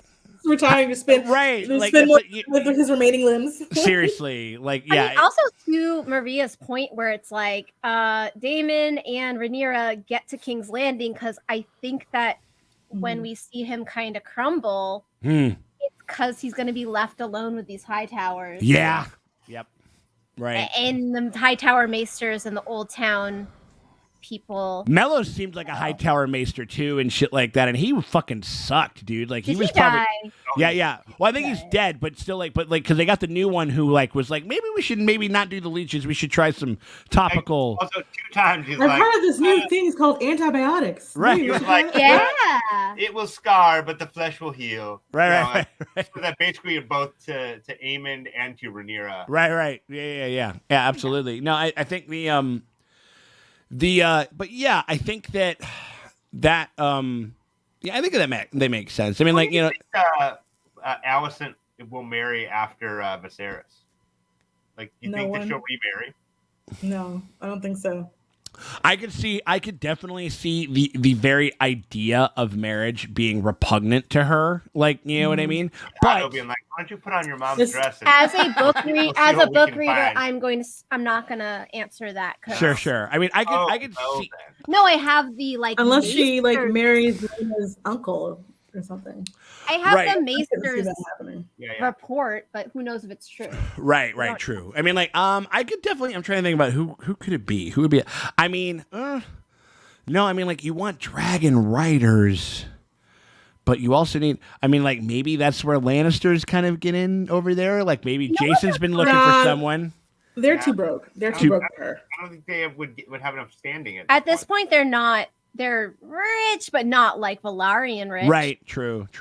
Right. I do think that here's a weird contradiction of the old school. You got Otto, and what's his older brother? Harlan. She will have to marry the manager of the Flea Bottom Wendy's, so she'll always have a manager on hand. There we go. That might be the answer. That might be it. No, because I'm like 3 4 for 4s for life. Right. I always find this like a weird contradiction of like the High Towers do not quite like Targaryen tradition or what they're all about. I think the High Towers are high key uncomfortable with dragon power, even though they know they need it. Yeah. Like they want it, but I think that they are so like light of the seven, like devout, that they kind of, the whole Targaryen incest, dragons, they don't like it, but they know it's a necessary evil to get power.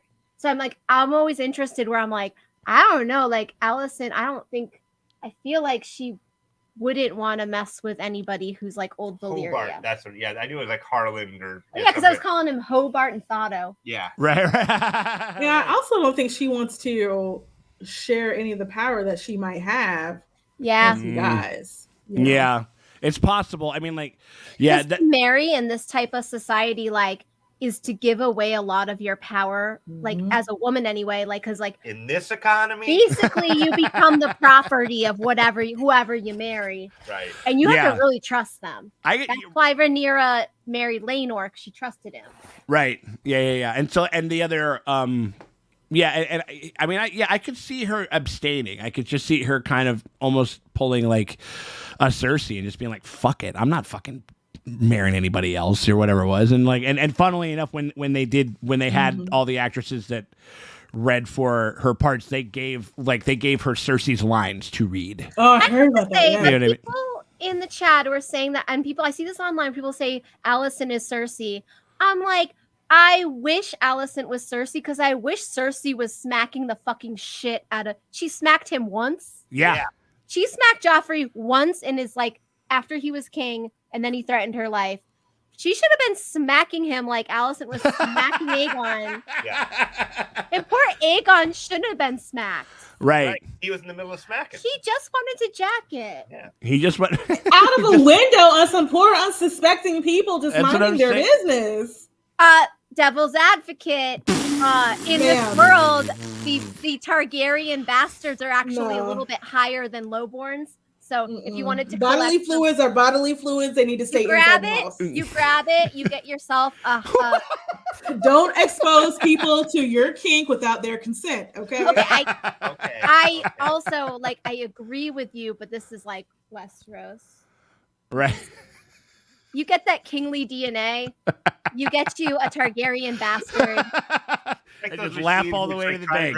That's literally that's upward mobility. Oh wow! No, it is. No, the literally dragon upward mobility. Right? Yeah, right. The dragon seeds are considered like a little bit cooler than normal small folk. I can't wait. If you were ambitious, you would hang out underneath that window. You might try it. I do wonder if Alicent might get a little close to Chris and Cole though. I think she's in love with Rhaenyra, and the both of them are, and they're bonded in their like unrequited like love, and that's why they're so angry at her. That's why they want to kill her. There's a little bit of that. I mean, it'll be interesting to see if that, like, how that expresses itself, because they do have this very weird, like, you know, I mean, like, you know, she does, like, he is like a kick dog. He's a punishment pig around her and shit like that. Like, he wants to be told that he's a bad boy. You know what I mean? He acts. He was literally trying to get himself killed. That's what I'm saying. I mean, that's I mean, like, and that's like he wants to be taken to the brink of sinning, and to have her kind of stop and stay and absolve him and stuff like that. And maybe they'll take it to the bedroom. I don't know. I mean, like, it's a juicy prospect, and they're gonna have a fair amount of time. I wonder how many seasons do you think we're getting to this show? I don't know. Probably 4 or 5. 3 to 4, I'd say. Well, this show, when we say this show, I think they called it House of the Dragon because it could be Dance of the Dragons ends, and they might skip around. You can I heard it might be something like an anthology kind of. That's style. what I'm saying. You can definitely, the House of the Dragon name, they can skip around on the timeline. Well, they would essentially turn that into the game, because in the thing it says Game of Thrones, House of the Dragon. So now it's going to become House of the Dragon, whatever. You know what I mean? Whatever the new storyline is. Game of Thrones, House of the Dragon, new story. Right. It's gonna everything. They're gonna turn into fucking Pirates of the Caribbean movies where they're just like so many fucking, like, it's like, you know, Pirates of the Caribbean, The Search for the Black Pearl, Rebirth, Uprising or whatever the fuck it is or something like that, or like a terrible video game. I don't know. It could be. I think that. Yeah, and as far as like predictions and stuff like that I have, I think that it's very. I think that we're gonna get like. Not as much like we're gonna get more child murder is gonna happen. It's just not gonna happen as much as we need it to. They're saving that for season 2. What's that? We're gonna cheer. And we're gonna cheer. That's people, I'll never forgive them after they cheer the character's death. And I'm like and they're like, cool, stay mad, bitch. Like, what the fuck are you talking about?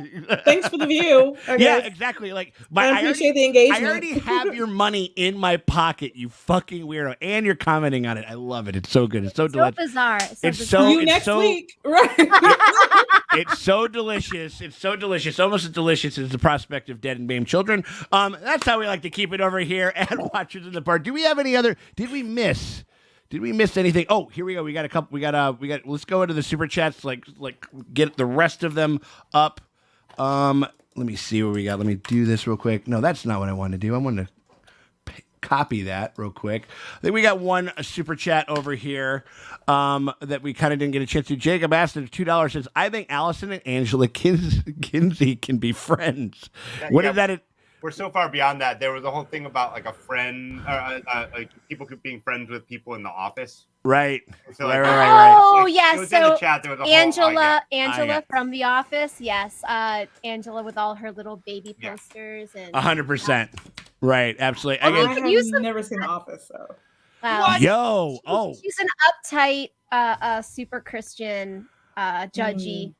I haven't seen that. I haven't seen it either, Maria. Maybe like you get over to Chicago. Shit. I mean, like that's like. I mean, I know that there's a bunch of fucking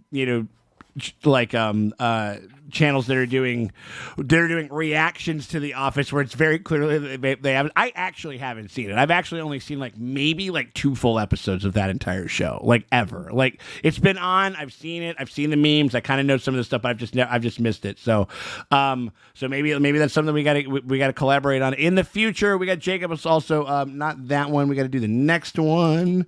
We get all these other super chats before we jump over to Jacob. Eamon is all about that big dragon energy now. Yeah, I mean, it was, again, I think that was the defining, again, like, and I love that idea about, that you said, Morgan, as far as like how he is the spirit of the previous writers. He's kind of imbued with that fire. You know what I mean? Like, he went from being like, I mean, that, and also we saw this, they were kind of like, if you come from a line of dragon riders and you don't ride a dragon, it's kind of this weird, like, you're kind of like embarrassed about it. Right. And the second he got on a dragon, he's being such an asshole. When he had been such a sweet little bean where he's like, his brother's like, our sister's an idiot. And he's like, that is your queen. Put some respect on her fucking name. Right. He's like, respect your sister. I'll marry her. Fuck you. That's why I loved him. Which is weird. It felt weird, but I was like, yeah, you stand up for Helena. Right. Well, I think Helena is not only a dragon rider, she is also a dreamer. 2 in 1. Yeah. She's double. You know what I mean? Like, also she's a dragon dreamer. They should be building a statue and worshiping it to her. Like, I don't understand. But you saw when Allison was like with her, and she was just. She thinks she's so weird. She's like, oh Christ, you know what I mean? That's like the thing with Allison. I think that might be kind of her undoing with her family or children, where she's like having these Targaryen children. She needs them to win, but she's so not there for their Targaryenness. Their Targaryenness. Like, yeah. She's not there to support it, where it's like, Allison, what are you doing? Right. No, it's a miracle. Your daughter's a dreamer. She can see the future. Yeah. You're like, oh, she's so weird, and I'm bored with her. Right. Absolutely. I think we had the last one. Shout out to Gabe. No one. Sean, GOT giving an incest kink. No, it didn't give me an incest kink. I just think that it's an interesting. You already had it. That's you had it. You know, like, I mean, it won't last 5 minutes. You won't last 5 minutes in this Kingswood. Like over here. No, I mean, like the No. I think that it's like it's. It always depends on how hot everybody is and stuff like that. You know what I mean? Like, it's like if you're Here's the thing. We've talked about this before. So like step sibling, like the term step sibling is basically replaced like barely legal. It's just like because so in order if you put that in, that's you're getting like the fresh new faces. Like that's why that search term is so popular. Is that what you're putting in? I mean, you can't avoid it. How did you find this out? A lot of research. A lot of research over there, right? Research. There's been a lot of clickbait because like people have been like, why is everybody into incest? Because I don't know anyone who's into incest. And then like there's all these like explainer articles, and I always click on them because I need to know why. Sure. I'm always like, why are people yanking it to this? Yeah.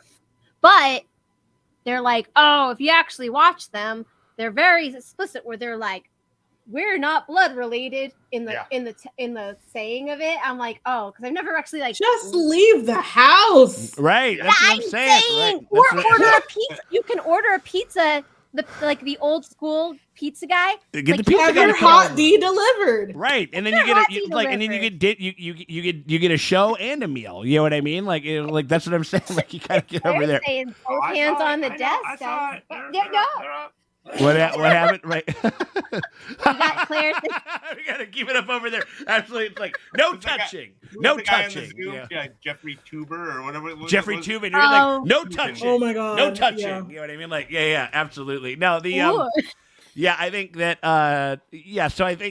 so we did our own research over here. We always do our own research, maybe not in the ways that you guys want us to do it, but we my PhD. Don't worry. Exactly. Goddamn right. Absolutely. So, again, we just want to say to everybody over here, to everybody that super chatted, to everybody that everybody that regular chatted, to everybody that kind of kept it lit over there and everything like that in the conversation. We appreciate y'all very much for hanging out with us each and every week. Again, this is an awesome stream. We had some great numbers on this thing. A lot of people, a lot of awesome, hilarious things over there. We thank you guys so much for keeping it lit over there in the chat. And also, everybody put a little one over there in the chat is to say a very special thank you to Maria for joining us, aka ValarMorDollars. We cannot thank you enough for joining us, my dear. Actually, like for standing firm and keeping and classing the joint up a little bit. She's like, no, I'm not going with this incense thing. Like it's like I don't care how hot the fucking actors are at all or whatever it is. The line has to be drawn somewhere, and we're glad that like our rising tide raises all ships and stuff like that, and you absolutely did that for us. But like on top of also being an absolute delight, so like and also like with such great insight and everything like that. So where like is there anything that you want to give people to shout out to, like as far as like handles, social media, any things that you're working on and stuff like that right now? Yeah. Like, I'm all over the internet at ValarMorDollars because all men must pay. And also doing a podcast with my former college roommate Lindsay. She majored in film, and I did film reviews for like 20 years. So what we're doing is we're going back to watch the films that each of us missed. Ooh. So this week it's my turn to watch a film that I had not seen. So I'm watching The People Under the Stairs. Oh, wild! Okay. And so we also we do YouTube Live on Sundays. We're also on Twitter. We're also on all your podcast platforms called Roomies Review the Movies. Nice. And then I also have a podcast with 5 other Black women where we talk nerdy, geeky stuff. It's called Nerdgasm Noir, and you can find us on any podcast catcher as well. Yeah, that's a great goddamn show. I've listened to that like a bunch of stuff like that. So definitely definitely check out all of those links and stuff like that. We'll also have those in the description of this here live stream and stuff like that. We're going to leave it up. Also, we have ourselves a second podcast channel that we're going to be really firing up and putting a bunch of stuff on there. So make sure you guys go over and subscribe to that. That is in the description, along with I believe Maria's Instagram and Twitter handles and stuff like that. So check it out over there. Make sure you guys get all that information. Subscribe to all that stuff. And again, again, we thank you guys very much for hanging out with us over here. Hit us up on Patreon if you guys want to get early access to a bunch of and expanded coverage to all of the stuff that we're checking out right now, because we're not just doing Hot D. We're doing Rings of Power. We're doing Andor. We're doing fucking Attack on Titan. We're about to fire up Full Metal Alchemist, which has been like really, really great. And we got a ton of other stuff, like The Last of Us is on the horizon. We got The Mandalorian Season 3 coming out like in the new year and everything like that. So we got a ton of stuff over here. What's that? What? Watching Fish Police, right? Fish Police is totally happening. Absolutely. Yeah. What? Absolutely. No, it's a running joke. That's a running. That's Dustin. That's Dustin's running gag. Like ask it's like your grandma about it. ask Grandma about Fish Morgan. Police. Morgan's got her hilarious standing. I've got my dead children stuff. Dustin has the fucking Fish Police. So so anyway, we just want to say thank you guys. Hit us up on Patreon, or just make sure that you like, subscribe, comment, all that good stuff. Hit the bell thingy over here at Watchers in the Bar. We thank you guys very much for hanging out with us, and we will check y'all later.